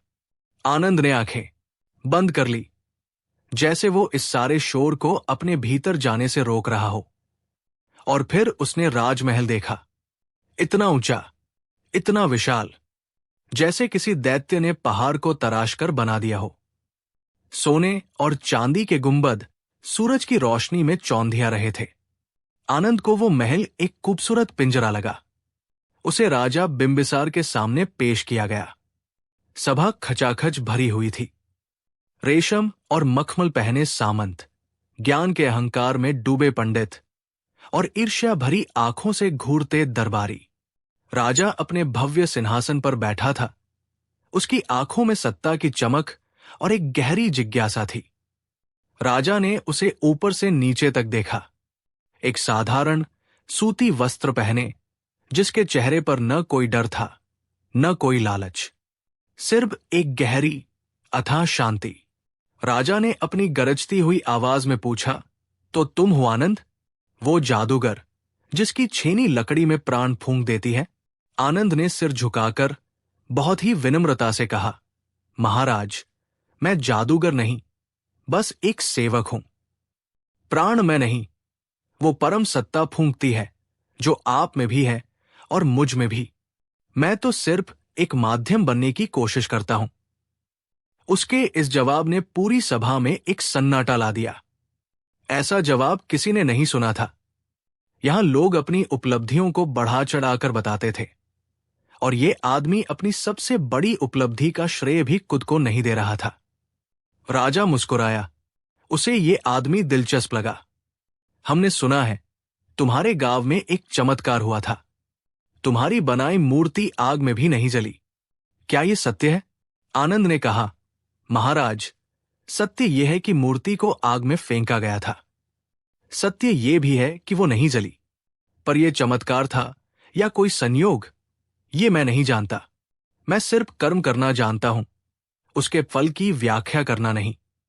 राजा अब और प्रभावित हुआ। उसने अमात्य वक्रनाथ की ओर देखा, जिसकी आंखों में आनंद के लिए नजरत साफ झलक रही थी। वक्रनाथ को अपनी गद्दी का ततरा महसूस हो रहा था। राजा ने घोषणा की, आनंद, तुम्हारी विनम्रता और तुम्हारी कला दोनों ने हमें प्रभावित किया। हम चाहते हैं कि तुम यहीं राजगीर में हमारे साथ रहो। हम तुम्हें मगध का राजशिल्पी नियुक्त करते हैं। तुम्हें सोने चांदी से तोल दिया जाएगा। तुम्हारे रहने के लिए इस महल के पास एक भव्य आवास होगा। तुम्हारी 7 पुश्तें भी बैठकर खाएंगी। तुम्हें सिर्फ एक काम करना है, हमारे लिए अपनी उस बोधिसत्व की मूर्ति से भी अद्भुत एक कृति बनानी है, जिसे देखकर पूरी दुनिया दंग रह जाए। राजा की घोषणा तत्म होते ही पूरी सभा महाराज की जय हो के नारों से गूंज उठी। सबको लगा कि आनंद की किस्मत खुल गई। कोई भी इंसान ऐसे प्रस्ताव को ठुकराने का सपना भी नहीं देख सकता था। लेकिन आनंद चुप रहा। उसके चेहरे पर खुशी की एक भी रेखा नहीं उभरी। वो बस सिर झुकाए खड़ा रहा। राजा ने पूछा, क्या हुआ शिल्पी? तुम प्रसन्न नहीं हुए? क्या तुम्हें हमारा प्रस्ताव स्वीकार नहीं? अब यहां आनंद के जीवन का सबसे बड़ा इम्तिहान था। अगर वो हाँ कहता तो वो अपनी शांति, अपनी आजादी खो देता। वो सोने के पिंजरे में कैद हो जाता। और अगर वो ना कहता तो ये एक शक्तिशाली राजा का सीधा अपमान था। इसका अंजाम उसकी और उसके पूरे गांव की बर्बादी हो सकता था। उसने आंखें उठाई और सीधा राजा की आंखों में देखा। उसकी नजरों में इतनी निर्भयता और इतनी करुणा थी कि एक पल के लिए राजा भी असहज हो गया। आनंद ने कहा, महाराज, आपका स्नेह और सम्मान मेरे सिर आंखों पर। एक अकिंचन कारीगर को आपने इतना मान दिया। मैं आपका आभारी हूं। पर मैं आपके इस प्रस्ताव को स्वीकार नहीं कर सकता। एक पल, सिर्फ एक पल के लिए। पूरी सभा में मौत जैसा सन्नाटा छा गया। हवा ने भी जैसे चलना बंद कर दिया हो। एक मामूली कारीगर मगध के सम्राट को ना कह रहा था। यह अकल्पनीय था। अमात्य वक्रनाथ के चेहरे पर एक कुटिल मुस्कान आ गई। उसे पता था, अब आनंद का खेल तत्मा। राजा का चेहरा गुस्से से लाल हो गया। उसकी भ्रिकुटी तन गई। तुम्हारी ये हिम्मत कैसे हुई? तुम एक राजा के आदेश का अपमान कर रहे हो। क्या तुम इसका परिणाम जानते हो? आनंद शांत रहा। उसने कहा, महाराज, मैं आपके आदेश का नहीं, आपकी उदारता का सम्मान कर रहा हूं। अगर मैं लालच में आकर आपका प्रस्ताव स्वीकार कर लूं, तो मैं वो आनंद नहीं रहूंगा जिसने वो मूर्ति बनाई थी। वो मूर्ति तब बनी थी जब मेरे मन में कोई इच्छा, कोई कामना नहीं थी। अगर मैं सोने और महलों के लालच में छेनी उठाऊंगा तो मेरे हाथ कांपेंगे और मैं लकड़ी में सिर्फ अहंकार गढ़ पाऊंगा, करुणा नहीं। आप एक सुंदर कृति चाहते हैं और मैं एक सुंदर मन, और सुंदर मन महलों में नहीं, सेवा और संतोष में रहता है। उसने आगे कहा, आप मुझे राजशिल्पी बनाना चाहते हैं, पर मैं तो पहले से ही उस सबसे बड़े राजा का शिल्पी हूं जिसने ये पूरी कायनात बनाई है। मैं उसकी बनाई हर चीज में, पेड़ में, पत्थर में, गरीब इंसान में, उसी की कला को देखता हूं और उसी की सेवा करता हूं। आप मुझे आवाज देना चाहते हैं, पर मेरा घर तो हर दुखी इंसान के दिल में है। आप मुझे धन देना चाहते हैं, पर संतोष से बड़ा कोई धन मैंने नहीं जाना। मुझे क्षमा करें महाराज, पर मैं एक बहती हुई नदी हूं। मुझे बांधकर आप मेरा अपमान करेंगे। मुझे बहने दीजिए ताकि मैं न जाने कितने और प्यासे खेतों की प्यास बुझा सकूं। आनंद बोलकर चुप हो गया। राजा बिंबिसार, जो अपनी जिंदगी में पहली बार निरुत्तर हुआ था, सिंहासन पर जड़वत बैठा उसे घूरता रहा। उसके मन के भीतर एक तूफान चल रहा था। एक तरफ उसका शाही अहंकार था, जो इस अपमान के लिए आनंद का सिर तलम कर देना चाहता था। दूसरी तरफ उसका विवेक था, जो इस आदमी की निडर सच्चाई और गहरी शांति के सामने नतमस्तक हो रहा था। उसने आज तक किसी को इतना स्वतंत्र, इतना निर्भय नहीं देखा था। वो जिन चीजों से पूरी दुनिया को खरीदता था, धन, सत्ता, सम्मान, वो सारी चीजें इस आदमी के लिए मिट्टी के समान थी। अब गेंद राजा के पाले में थी। एक तरफ उसके सामने खड़ा था एक सच्चा साधक, और दूसरी तरफ फुसफुसा रहा था अमात्य वक्रनाथ। महाराज, ये आपका अपमान है। ये एक ढोंगी है। इसे मृत्युदंड दीजिए ताकि भविष्य में कोई ऐसी गुस्ताखी न कर सके। पूरी सभा की सांसें अटकी हुई थी। आनंद का जीवन और मृत्यु अब सिर्फ राजा के एक शब्द पर टिका था। मेरे मित्र, कहानी यहां एक ऐसे धागे पर लटकी है जहां से कुछ भी हो सकता है। क्या राजा का अहंकार जीतेगा या उसका विवेक? क्या आनंद की शांति उसे बचा पाएगी या उसकी मृत्यु का कारण बनेगी? और अमात्य वक्रनाथ का अगला दाव क्या होगा? एक बात तो तय है, आनंद ने अपनी परीक्षा पास कर ली है। उसने दिखा दिया है कि सच्ची स्वतंत्रता बाहरी परिस्थितियों में नहीं, मन की निर्भयता में होती है। लेकिन अब उसके कर्मों का फल दूसरों के हाथों में है।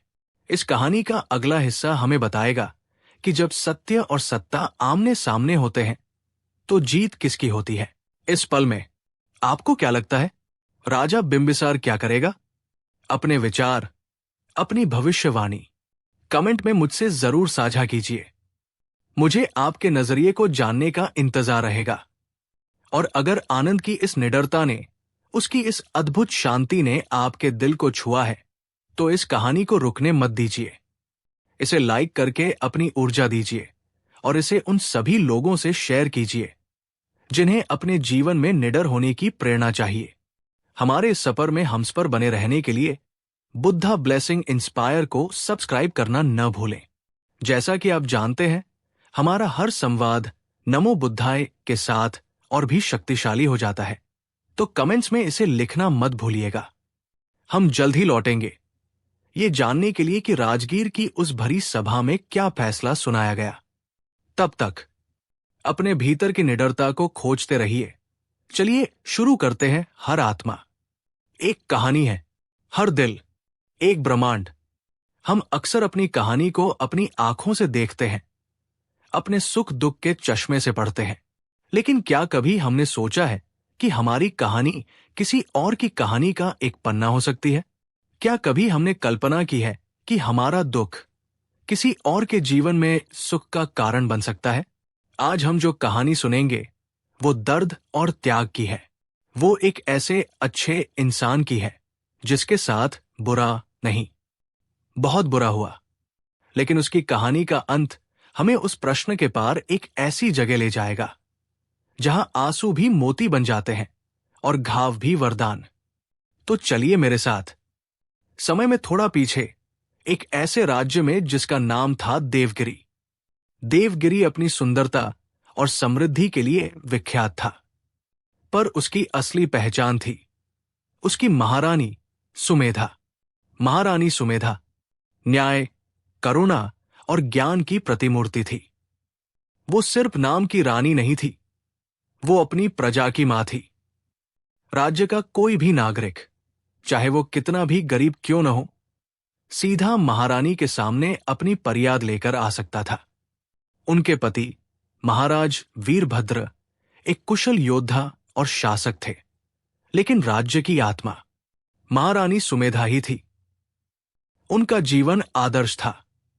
एक प्रेम करने वाला पति, एक समृद्ध राज्य और प्रजा का असीम स्नेह। उन्हें ईश्वर ने सब कुछ दिया था, सिवाय एक चीज के, उनकी गोद सूनी थी। विवाह के कई वर्ष बीत जाने के बाद भी उन्हें संतान का सुख प्राप्त नहीं हुआ था। ये एक कांटा था जो उनके सुखी जीवन में हर पल चुभता था। उन्होंने हर व्रत किया, हर पूजा की, हर तीर्थ यात्रा की। हर सुबह वो राज्य की सीमा पर बनी झील के किनारे देवी मां के मंदिर में घंटों प्रार्थना करती। उनकी प्रार्थना सिर्फ अपने लिए नहीं होती थी। वो कहती, हे मां, मुझे एक ऐसा पुत्र दो जो मुझसे भी ज्यादा दयालु हो, जो इस राज्य की प्रजा के हर दुख को हर सके, जो न्याय का ऐसा दीप जलाए जिसकी रोशनी युगों युगों तक रास्ता दिखाए। और आखिरकार वर्षों की प्रार्थना सुनी गई। महारानी सुमेधा ने एक पुत्र को जन्म दिया। पूरे राज्य में महीनों तक उत्सव मनाया गया। उस बालक का नाम रखा गया अभय। अभय, जैसा नाम वैसा ही उसका स्वभाव। उसकी आंखों में जन्म से ही एक अजीब सी करुणा थी। वो रोता भी तो लगता जैसे किसी और के दुख में रो रहा हो। जैसे जैसे वो बड़ा हुआ, उसके दैवीय गुण और स्पष्ट होने लगे।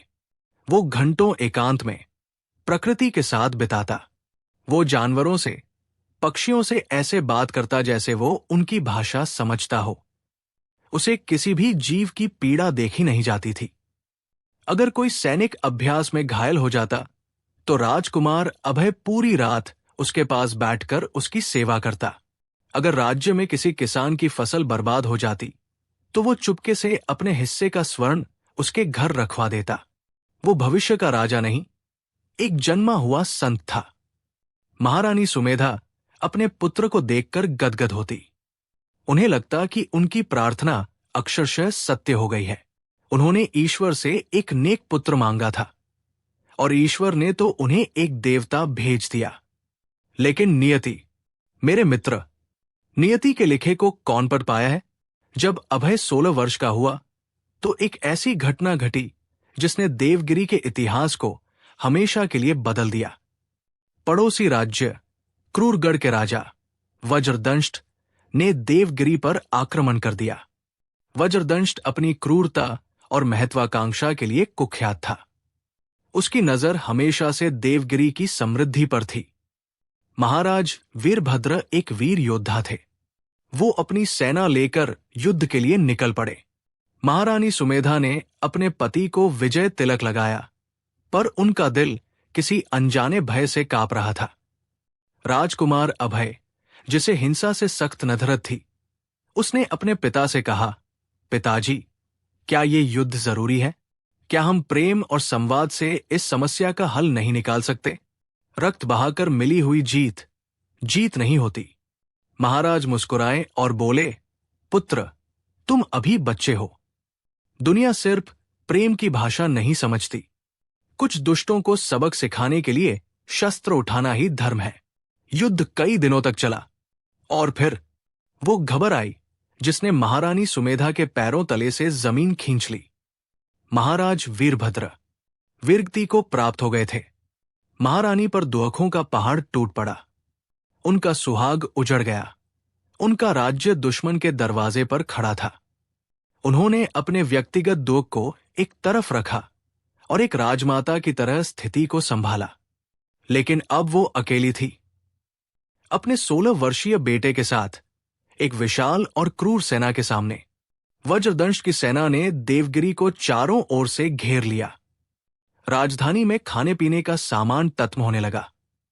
प्रजा भूखों मरने लगी। बच्चे दूध के लिए बिलख रहे थे। महारानी सुमेधा के सामने दो ही रास्ते थे, या तो वो आत्मसमर्पण कर दे, जिसका मतलब था वज्रदंश की दासी बनना और अपनी प्रजा को उसके रहमो करम पर छोड़ देना, या फिर वो युद्ध करें, जिसका मतलब था निश्चित मृत्यु और पूरे राज्य का विनाश। अब आप बताइए, एक मां, एक रानी क्या करती? वो एक अच्छी इंसान थी, एक आदर्श रानी थी। उन्होंने हमेशा धर्म का पालन किया। फिर उनके साथ इतना बुरा क्यों हो रहा था? पहले पति का साया उठा और अब उनका पूरा अस्तित्व ही दांव पर लग गया। क्या यही उनकी भक्ति का फल था? राजसभा में बैठे मंत्री और सामंत डरे हुए थे। कुछ कह रहे थे, आत्मसमर्पण कर दीजिए महारानी, कम से कम प्रजा की जान तो बच जाएगी। कुछ कह रहे थे, नहीं, हम अपनी आखिरी सांस तक लड़ेंगे, ये हमारे सम्मान की लड़ाई है। महारानी दोनों पक्षों को सुन रही थी। उनका मन एक बवंडर में फंसा हुआ था। तभी राजकुमार अभय सभा के बीच में आकर खड़े हुए। उनकी उम्र सिर्फ 16 वर्ष थी, लेकिन उनकी आंखों में एक ऐसी शांति और दृढ़ता थी जो बड़े बड़े योगियों में भी नहीं होती। उन्होंने अपनी मां की ओर देखा और कहा, मां, मुझे जाने दीजिए। सब चौंक गए। कहा, पुत्र? महारानी ने पूछा। अभय ने कहा, राजा वज्रदंश के पास, मैं उनसे बात करूंगा। पूरी सभा में हंसी का एक पव्वारा छूट पड़ा। एक मंत्री बोला, राजकुमार, आप नादान हैं। वज्रदंश एक दैत्य है, वो किसी की नहीं सुनता। वो आपको देखते ही बंदी बना लेगा या आपकी हत्या कर देगा। अभय मुस्कुराए, एक ऐसी मुस्कान जिसमें डर का लेश मात्र भी नहीं था। मृत्यु तो इस शरीर की होनी ही है, आज नहीं तो कल। लेकिन क्या पता, मेरे एक प्रयास से हजारों निर्दोष लोगों की जान बच जाए। मां, आपने ही मुझे सिखाया है कि सबसे बड़ा धर्म करुणा है, और करुणा डरना नहीं सिखाती। कृपया मुझे आज्ञा दीजिए।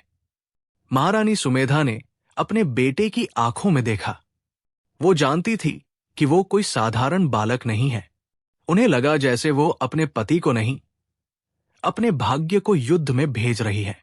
कांपते हुए होठों से उन्होंने कहा, जाओ पुत्र, देवी मां तुम्हारी रक्षा करें। अगली सुबह देवगिरी के किले का मुख्य द्वार खुला और उसमें से एक अकेला निहत था, सफेद वस्त्र पहने 16 साल का लड़का बाहर निकला। वज्रदंश और उसकी सेना ने जब ये देखा तो वो हैरान रह गए। उन्हें लगा ये कोई चाल है। अभय शांत कदमों से चलता हुआ सीधा वज्रदंश के शिविर में, उसके सिंहासन के सामने जाकर खड़ा हो गया। वज्रदंश, एक पहाड़ जैसा दिखने वाला क्रूर आदमी, उसे घूर रहा था। उसकी लाल आंखों में खून सवार था। कौन है रे तू, लड़के, और यहां मरने क्यों चला आया? वज्रदंश गरजा। अभय ने हाथ जोड़कर बहुत ही शांत स्वर में कहा, राजन, मेरा नाम अभय है। मैं देवगिरी का राजकुमार हूं और मैं यहां मरने नहीं, जीवन की भीख मांगने आया हूं। अपने लिए? वज्रदंश हंसा। नहीं राजन, आपकी और मेरी, दोनों राज्यों की निर्दोष प्रजा के लिए। इस युद्ध में किसी की भी जीत हो, पर हार मानवता की होगी। हजारों सैनिक मरेंगे, हजारों स्त्रियां विधवा होंगी, हजारों बच्चे अनाथ होंगे। इस रक्तपात से आपको क्या मिलेगा?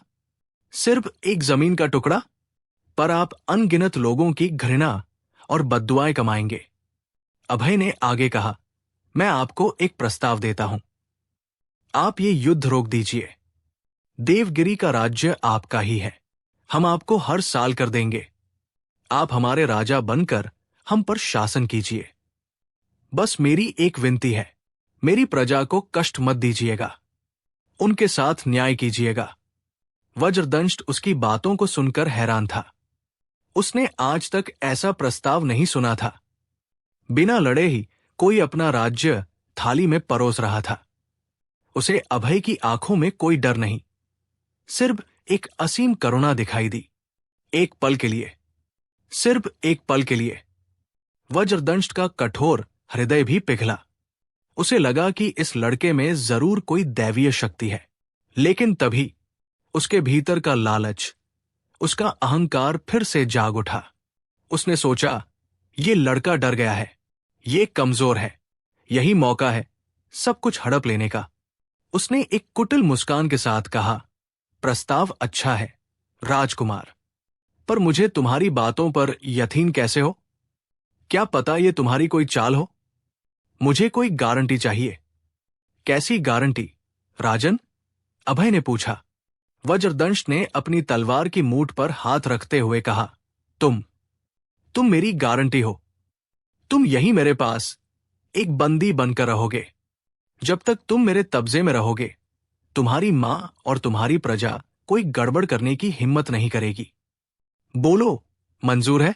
ये एक भयावह शर्त थी। एक राजकुमार का बंदी बनना उसकी मृत्यु से भी बदतर था। सभा में मौजूद वज्रदंश के सेनापति भी इस क्रूरता को देखकर कांप गए, लेकिन अभय के चेहरे पर कोई शिकन नहीं आई। उसने आंखें बंद की, एक पल के लिए अपनी मां के दिए हुए ज्ञान को याद किया और फिर मुस्कुराकर कहा, राजन, अगर मेरे एक शरीर के बंधन में रहने से हजारों लोग आजाद रह सकते हैं, तो मुझे ये बंधन सहर्ष स्वीकार है। उस दिन इतिहास ने एक अजीब दृश्य देखा। एक विजेता राजा एक हारे हुए राजकुमार के साहस और त्याग के सामने बौना लग रहा था। अभय को बंदी बना लिया गया। उसे क्रूरगढ़ की सबसे अंधेरी काल कोठरी में फेंक दिया गया, जहां न रोशनी थी न हवा, सिर्फ सीलन, अंधेरा और निराशा।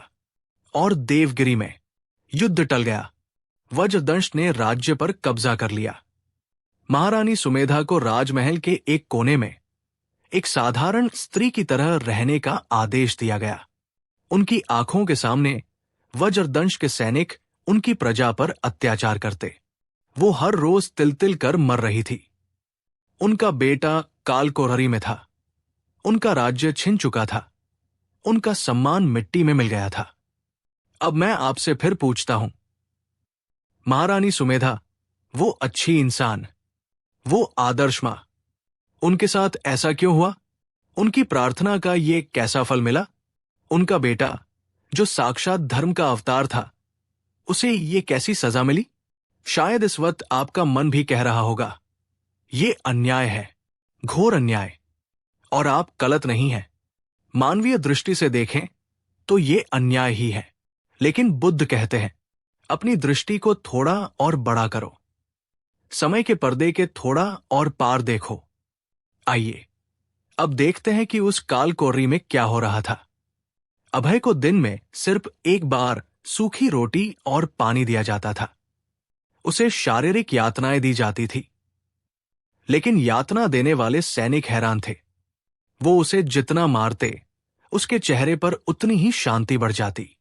वो कभी चीखता नहीं, कभी रोता नहीं, कभी दया की भीख नहीं मांगता। वो बस आंखें बंद करके बैठा रहता, जैसे किसी गहरे ध्यान में लीन हो। उसकी कालकोठरी के बगल वाली कोठरी में एक और कैदी था। उसका नाम था कालबाहु। वो एक खूंखार डाकू और हत्यारा था, जो सालों से उस अंधेरी कोठरी में बंद था। अंधेरे और अकेलेपन ने उसे लगभग पागल बना दिया था। वो दिन रात जानवरों की तरह चीखता, दीवारों पर अपना सिर पटकता। एक दिन जब अभय को खाना मिला, तो उसने कालबाहु की दर्द भरी चीख सुनी। उसके हृदय में करुणा उमड़ पड़ी। उसने अपनी सूखी रोटी का आधा टुकड़ा तोड़ा और दीवार के एक छोटे से छेद से कालबाहु की कोठरी में सरका दिया। कालबाहु ने जब वो रोटी देखी, तो उसे अपनी आंखों पर विश्वास नहीं हुआ। उसने कई दिनों से कुछ नहीं खाया था। उसने हैवानों की तरह वो रोटी छीन कर खा ली। ये सिलसिला रोज चलने लगा। अभय अपने हिस्से की आधी रोटी रोज उस अनजान कैदी को दे देता। धीरे धीरे अभय ने उससे बात करना शुरू किया। वो उसे धर्म की, करुणा की, क्षमा की कहानियां सुनाता। कालबाहु, जिसने जीवन में सिर्फ घृणा और हिंसा देखी थी, वो पहली बार प्रेम और करुणा के शब्द सुन रहा था। राजकुमार की शांत और प्रेम भरी आवाज उस अंधेरी कोठरी में रोशनी की किरण जैसी थी। धीरे धीरे उस कठोर हत्यारे का हृदय पिघलने लगा। उसका चीखना चिल्लाना बंद हो गया। वो घंटों तक चुपचाप बैठकर अभय की बातें सुनता रहता। उसके भीतर वर्षों से जमा हुआ जहर आंसुओं के रास्ते बाहर निकलने लगा। एक दिन उसने रोते हुए अभय से कहा, राजकुमार, तुम देवता हो और मैं एक कीड़ा। मैंने सैकड़ों निर्दोष लोगों की जान ली है। मुझे कभी माफी नहीं मिलेगी। अभय ने कहा, कालबाहु, पश्चाताप की अग्नि हर पाप को जलाकर राख कर देती है। तुम बीती हुई बातों को नहीं बदल सकते, पर अपने आने वाले हर पल को बदल सकते हो। उस परमपिता के घर में देर है, अंधेर नहीं। उस दिन उस अंधेरी काल कोठरी में एक हत्यारे का पुनर्जन्म हुआ। कालबाहु एक नया इंसान बन चुका था। उधर देवगिरी में वज्रदंष्ट का अत्याचार बढ़ता जा रहा था। वो जनता पर भारी कर लगा रहा था। विरोध करने वालों को सरेआम मौत के घाट उतार देता था। महारानी सुमेधा सब कुछ बेबसी से देख रही थी। वो हर रोज देवी मां के मंदिर जाती और अब सिर्फ एक ही प्रार्थना करती, हे मां, मुझे शक्ति दो, इस अन्याय को सहने की शक्ति दो। वज्रदंष्ट अभय के बारे में लगभग भूल चुका था, पर एक दिन उसके एक जासूस ने उसे नबर दी कि राजकुमार अभय ने कालकोअरी में खूंखार डाकू कालबाहु को पूरी तरह से बदल दिया है। वज्रदंष्ट को यकीन नहीं हुआ। उसने सोचा ये भी कोई जादू टोना है। उसने अभय को अपने सामने पेश करने का हुक्म दिया। सालों बाद अभय उस अंधेरी कोठरी से बाहर निकला। उसका शरीर सूखकर कांटा हो गया था। कपड़े तार तार थे। बालों और दाढ़ी ने उसके चेहरे को ढक लिया था। लेकिन उसकी आंखें किसी ध्रुव तारे की तरह चमक रही थी। उनमें इतनी शांति, इतनी करुणा, इतना तेज था कि भरी सभा में बैठे लोग भी अपनी नजरें झुका गए। वज्रदंष्ट उसे देखकर अवाक रह गया। ये वो लड़का नहीं था जिसे उसने बंदी बनाया था। ये तो कोई तपस्वी, कोई सिद्ध पुरुष लग रहा था। क्या ये सच है कि तुमने कालबाहु जैसे राक्षस को इंसान बना दिया? वज्रदंष्ट ने कांपती आवाज में पूछा। अभय ने विनम्रता से कहा, राजन, मैंने कुछ नहीं किया। मैंने सिर्फ प्रेम का एक बीज बोया था। उसकी आत्मा की भूमि बहुत उपजाऊ थी। वो बीज अपने आप अंकुरित हो गया। हर इंसान के भीतर एक देवता और एक राक्षस दोनों होते हैं। हम जिसे सींचते हैं वही बड़ा हो जाता है।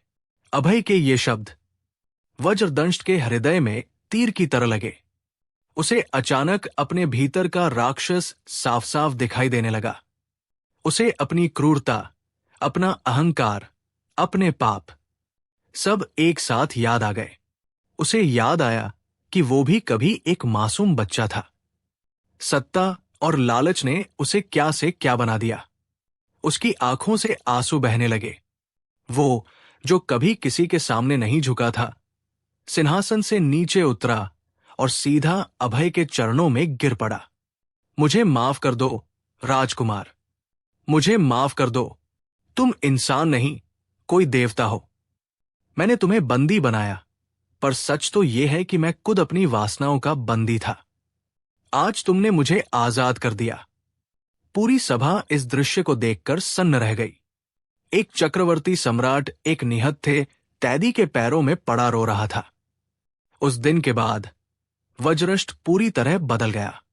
उसने देवगिरी का राज्य महारानी सुमेधा को वापस लौटा दिया और चुद राजपाट त्याग कर राजकुमार अभय का शिष्य बनकर ज्ञान की खोज में हिमालय की ओर चला गया। देवगिरी में फिर से सूरज उगा। महारानी सुमेधा को उनका बेटा और उनका राज्य वापस मिल गया। कालबाहु को जेल से रिहा कर दिया गया और उसने अपना शेष जीवन लोगों की सेवा में लगा दिया।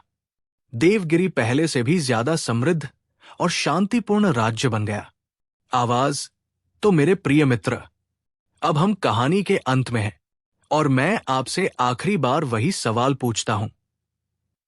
क्या अभय के साथ बुरा हुआ था? क्या महारानी सुमेधा के साथ बुरा हुआ था? अगर अभय को उस काल कोठरी की यातना न मिलती तो क्या वो उस तेज को प्राप्त कर पाता जिसने एक क्रूर सम्राट का हृदय परिवर्तन कर दिया? अगर उसे बंदी न बनाया जाता तो क्या कालबाहु जैसे हत्यारे को मुक्ति का मार्ग मिल पाता? अगर महारानी सुमेधा पर दुहखों का पहाड़ न टूटता तो क्या वो प्रार्थना की उस गहराई तक पहुंच पाती जिसने इतना बड़ा चमत्कार संभव किया, जिसे वो बुरा समझ रहे थे? वो एक बड़ी दिव्य योजना का हिस्सा था। उनका व्यक्तिगत दुख हजारों लोगों के कल्याण का कारण बना। एक राजकुमार की कुर्बानी ने एक हत्यारे को संत और एक राक्षस को इंसान बना दिया। बुद्ध कहते हैं, हम अक्सर एक बड़ी चित्रकारी के बहुत करीब खड़े होते हैं। हमें सिर्फ एक काला धब्बा या एक लाल लकीर दिखाई देती है और हम उसे भद्दा कहकर उसकी निंदा करने लगते हैं। पर जब हम कुछ कदम पीछे हटते हैं, जब हम पूरी तस्वीर को एक साथ देखते हैं, तब हमें समझ आता है कि वो काला धब्बा उस तस्वीर को गहराई देने के लिए जरूरी था। वो लाल लकीर उस तस्वीर में जान डालने के लिए जरूरी थी। आपका जीवन भी एक ऐसी ही चित्रकारी है। हो सकता है आज आप किसी काले धब्बे के बहुत करीब खड़े हों। आपको सिर्फ दर्द, अन्याय और निराशा दिख रही हो। पर विश्वास रखिए, थोड़ा धैर्य रखिए। जब आप समय के साथ पीछे हटकर देखेंगे तो आपको समझ आएगा कि वो दुख, वो पीड़ा आपकी कहानी को पूरा करने के लिए कितनी जरूरी थी। कभी कभी हमारा दुख सिर्फ हमारा नहीं होता। हम अनजाने में ही किसी और की कहानी का हिस्सा बनकर किसी और के जीवन में रोशनी लाने का माध्यम बन जाते हैं। अभय की कहानी हमें यही सिखाती है। अच्छे लोगों के साथ बुरा नहीं होता। अच्छे लोगों को बड़े उद्देश्यों के लिए चुना जाता है। उन्हें आग में इसलिए तपाया जाता है ताकि वो सोना बनकर दुनिया के काम आ सके। इस कहानी ने आपके मन पर क्या प्रभाव डाला? क्या अब आप अपने जीवन के बुरे प्रसंगों को एक नई दृष्टि से देखने के लिए तैयार हैं? अपने गहरे से गहरे विचार मुझसे कमेंट में जरूर साझा करें। यहां हर आवाज का सम्मान होता है। इस दिव्य कथा को अपने मित्रों और परिवार के साथ शेयर करके उन्हें भी जीवन की इस बड़ी तस्वीर को देखने में मदद करें। आपके एक लाइक से हमारा मनोबल बढ़ता है, और अगर आप आत्मा की ऐसी ही गहराइयों में उतरते रहना चाहते हैं तो बुद्धा ब्लेसिंग इंस्पायर को सब्सक्राइब करना न भूलें। यह हमारा और आपका साथ बनाए रखेगा। हमेशा की तरह कमेंट्स में नमो बुद्धाय लिखकर इस ज्ञान और सकारात्मकता के प्रवाह को आगे बढ़ाएं। हम जल्द ही मिलेंगे एक और कहानी, एक और सत्य के साथ, जो हमारे नजरिए को और भी विशाल बनाएगी। तब तक अपने जीवन की चित्रकारी को दूर से देखने का प्रयास करते रहें। नमो बुद्ध मित्रों, मिलते हैं अगली यात्रा में। एक दिन उसने रोते हुए अभय से कहा, राजकुमार, तुम देवता हो और मैं एक कीड़ा। मैंने सैकड़ों निर्दोष लोगों की जान ली है।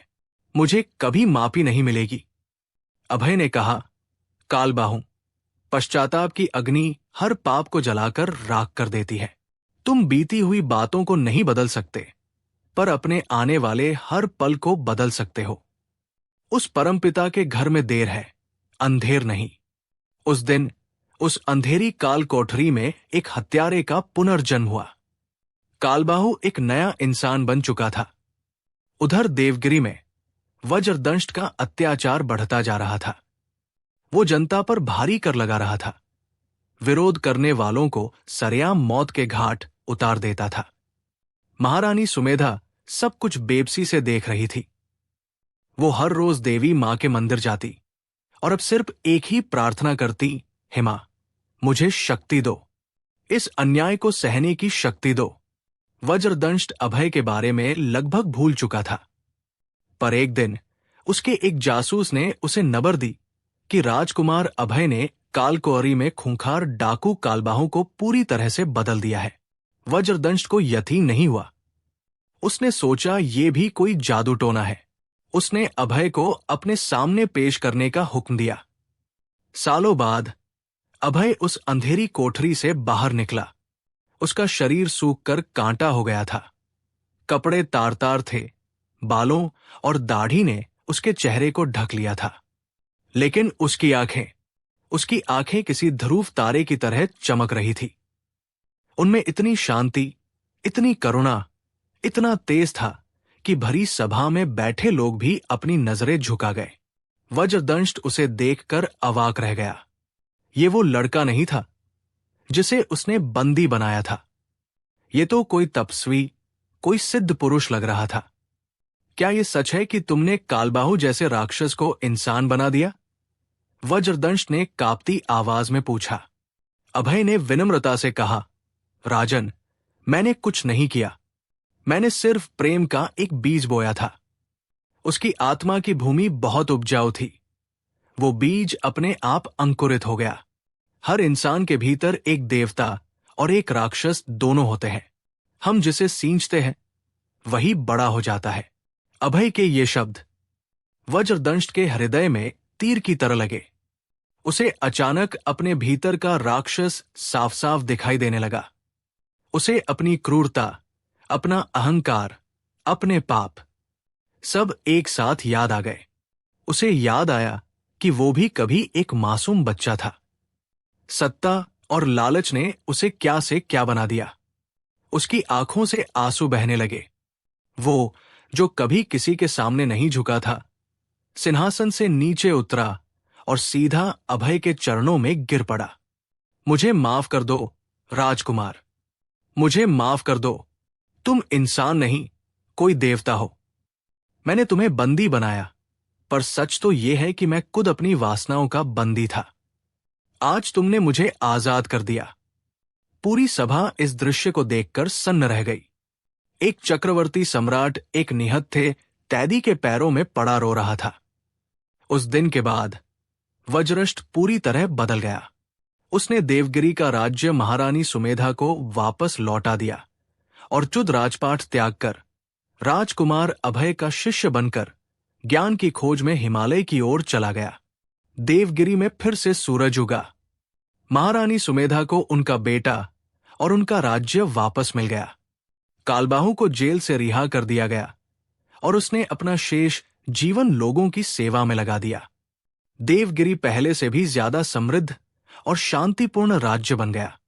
आवाज तो मेरे प्रिय मित्र, अब हम कहानी के अंत में हैं और मैं आपसे आखिरी बार वही सवाल पूछता हूं। क्या अभय के साथ बुरा हुआ था? क्या महारानी सुमेधा के साथ बुरा हुआ था? अगर अभय को उस काल कोठरी की यातना न मिलती तो क्या वो उस तेज को प्राप्त कर पाता जिसने एक क्रूर सम्राट का हृदय परिवर्तन कर दिया? अगर उसे बंदी न बनाया जाता तो क्या कालबाहु जैसे हत्यारे को मुक्ति का मार्ग मिल पाता? अगर महारानी सुमेधा पर दुहखों का पहाड़ न टूटता तो क्या वो प्रार्थना की उस गहराई तक पहुंच पाती जिसने इतना बड़ा चमत्कार संभव किया, जिसे वो बुरा समझ रहे थे? वो एक बड़ी दिव्य योजना का हिस्सा था। उनका व्यक्तिगत दुख हजारों लोगों के कल्याण का कारण बना। एक राजकुमार की कुर्बानी ने एक हत्यारे को संत और एक राक्षस को इंसान बना दिया। बुद्ध कहते हैं, हम अक्सर एक बड़ी चित्रकारी के बहुत करीब खड़े होते हैं। हमें सिर्फ एक काला धब्बा या एक लाल लकीर दिखाई देती है और हम उसे भद्दा कहकर उसकी निंदा करने लगते हैं। पर जब हम कुछ कदम पीछे हटते हैं, जब हम पूरी तस्वीर को एक साथ देखते हैं, तब हमें समझ आता है कि वो काला धब्बा उस तस्वीर को गहराई देने के लिए जरूरी था। वो लाल लकीर उस तस्वीर में जान डालने के लिए जरूरी थी। आपका जीवन भी एक ऐसी ही चित्रकारी है। हो सकता है आज आप किसी काले धब्बे के बहुत करीब खड़े हों। आपको सिर्फ दर्द, अन्याय और निराशा दिख रही हो। पर विश्वास रखिए, थोड़ा धैर्य रखिए। जब आप समय के साथ पीछे हटकर देखेंगे तो आपको समझ आएगा कि वो दुख, वो पीड़ा आपकी कहानी को पूरा करने के लिए कितनी जरूरी थी। कभी कभी हमारा दुख सिर्फ हमारा नहीं होता। हम अनजाने में ही किसी और की कहानी का हिस्सा बनकर किसी और के जीवन में रोशनी लाने का माध्यम बन जाते हैं।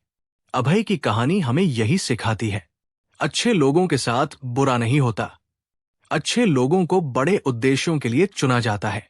उन्हें आग में इसलिए तपाया जाता है ताकि वो सोना बनकर दुनिया के काम आ सकें। इस कहानी ने आपके मन पर क्या प्रभाव डाला? क्या अब आप अपने जीवन के बुरे प्रसंगों को एक नई दृष्टि से देखने के लिए तैयार हैं? अपने गहरे से गहरे विचार मुझसे कमेंट में जरूर साझा करें। यहां हर आवाज का सम्मान होता है। इस दिव्य कथा को अपने मित्रों और परिवार के साथ शेयर करके उन्हें भी जीवन की इस बड़ी तस्वीर को देखने में मदद करें। आपके एक लाइक से हमारा मनोबल बढ़ता है, और अगर आप आत्मा की ऐसी ही गहराइयों में उतरते रहना चाहते हैं तो बुद्धा ब्लेसिंग इंस्पायर को सब्सक्राइब करना न भूलें। यह हमारा और आपका साथ बनाए रखेगा। हमेशा की तरह कमेंट्स में नमो बुद्धाय लिखकर इस ज्ञान और सकारात्मकता के प्रवाह को आगे बढ़ाएं। हम जल्द ही मिलेंगे एक और कहानी, एक और सत्य के साथ, जो हमारे नजरिए को और भी विशाल बनाएगी। तब तक अपने जीवन की चित्रकारी को दूर से देखने का प्रयास करते रहें। नमो बुद्ध मित्रों, मिलते हैं अगली यात्रा में।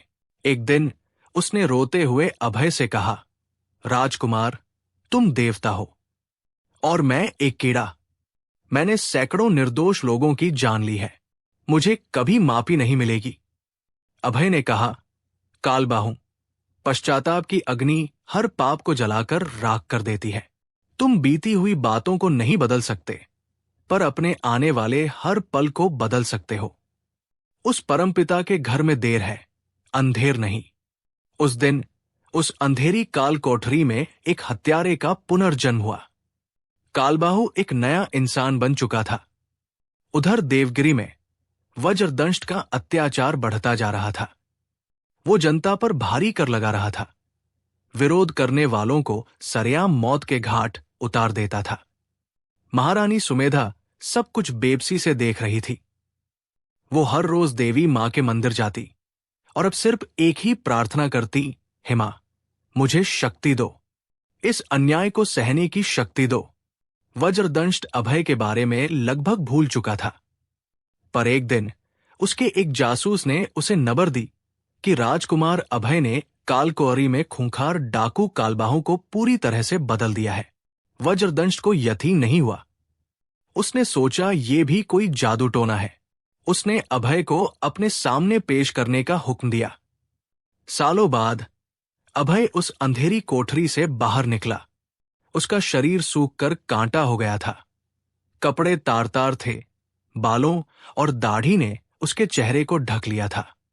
लेकिन उसकी आंखें किसी ध्रुव तारे की तरह चमक रही थी।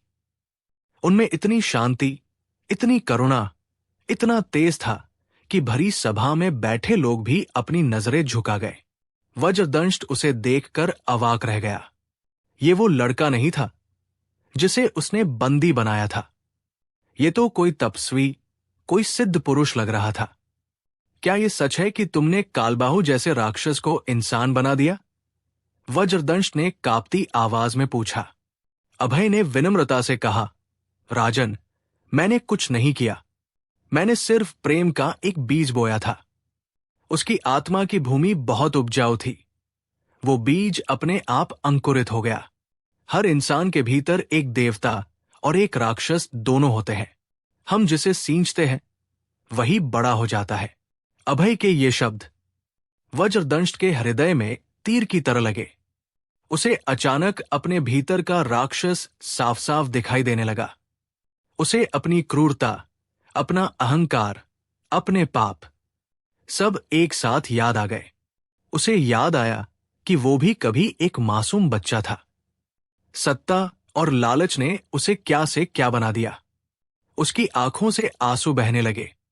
वो जो कभी किसी के सामने नहीं झुका था, सिंहासन से नीचे उतरा और सीधा अभय के चरणों में गिर पड़ा। मुझे माफ कर दो राजकुमार, मुझे माफ कर दो। तुम इंसान नहीं, कोई देवता हो। मैंने तुम्हें बंदी बनाया, पर सच तो यह है कि मैं खुद अपनी वासनाओं का बंदी था। आज तुमने मुझे आजाद कर दिया। पूरी सभा इस दृश्य को देखकर सन्न रह गई। एक चक्रवर्ती सम्राट एक निहत्थे कैदी के पैरों में पड़ा रो रहा था। उस दिन के बाद वज्रष्ट पूरी तरह बदल गया। उसने देवगिरी का राज्य महारानी सुमेधा को वापस लौटा दिया और चुद राजपाट त्याग कर राजकुमार अभय का शिष्य बनकर ज्ञान की खोज में हिमालय की ओर चला गया। देवगिरी में फिर से सूरज उगा। महारानी सुमेधा को उनका बेटा और उनका राज्य वापस मिल गया। कालबाहु को जेल से रिहा कर दिया गया और उसने अपना शेष जीवन लोगों की सेवा में लगा दिया। देवगिरी पहले से भी ज्यादा समृद्ध और शांतिपूर्ण राज्य बन गया। आवाज तो मेरे प्रिय मित्र, अब हम कहानी के अंत में हैं और मैं आपसे आखिरी बार वही सवाल पूछता हूं। क्या अभय के साथ बुरा हुआ था? क्या महारानी सुमेधा के साथ बुरा हुआ था? अगर अभय को उस काल कोठरी की यातना न मिलती तो क्या वो उस तेज को प्राप्त कर पाता जिसने एक क्रूर सम्राट का हृदय परिवर्तन कर दिया? अगर उसे बंदी न बनाया जाता तो क्या कालबाहु जैसे हत्यारे को मुक्ति का मार्ग मिल पाता? अगर महारानी सुमेधा पर दुहखों का पहाड़ न टूटता तो क्या वो प्रार्थना की उस गहराई तक पहुंच पाती जिसने इतना बड़ा चमत्कार संभव किया, जिसे वो बुरा समझ रहे थे? वो एक बड़ी दिव्य योजना का हिस्सा था। उनका व्यक्तिगत दुख हजारों लोगों के कल्याण का कारण बना। एक राजकुमार की कुर्बानी ने एक हत्यारे को संत और एक राक्षस को इंसान बना दिया। बुद्ध कहते हैं, हम अक्सर एक बड़ी चित्रकारी के बहुत करीब खड़े होते हैं। हमें सिर्फ एक काला धब्बा या एक लाल लकीर दिखाई देती है और हम उसे भद्दा कहकर उसकी निंदा करने लगते हैं। पर जब हम कुछ कदम पीछे हटते हैं, जब हम पूरी तस्वीर को एक साथ देखते हैं, तब हमें समझ आता है कि वो काला धब्बा उस तस्वीर को गहराई देने के लिए जरूरी था। वो लाल लकीर उस तस्वीर में जान डालने के लिए जरूरी थी। आपका जीवन भी एक ऐसी ही चित्रकारी है। हो सकता है आज आप किसी काले धब्बे के बहुत करीब खड़े हों। आपको सिर्फ दर्द, अन्याय और निराशा दिख रही हो। पर विश्वास रखिए, थोड़ा धैर्य रखिए। जब आप समय के साथ पीछे हटकर देखेंगे तो आपको समझ आएगा कि वो दुख, वो पीड़ा आपकी कहानी को पूरा करने के लिए कितनी जरूरी थी। कभी कभी हमारा दुख सिर्फ हमारा नहीं होता। हम अनजाने में ही किसी और की कहानी का हिस्सा बनकर किसी और के जीवन में रोशनी लाने का माध्यम बन जाते हैं। अभय की कहानी हमें यही सिखाती है। अच्छे लोगों के साथ बुरा नहीं होता।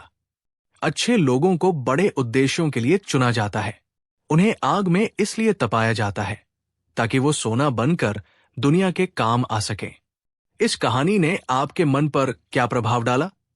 क्या अब आप अपने जीवन के बुरे प्रसंगों को एक नई दृष्टि से देखने के लिए तैयार हैं? अपने गहरे से गहरे विचार मुझसे कमेंट में जरूर साझा करें। यहां हर आवाज का सम्मान होता है।